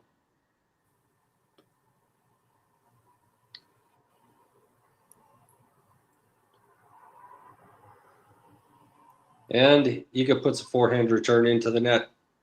Here Andreeva wins it. Andreeva with her hands in the air. 3-6. Fist bump. 6-4. 6-3.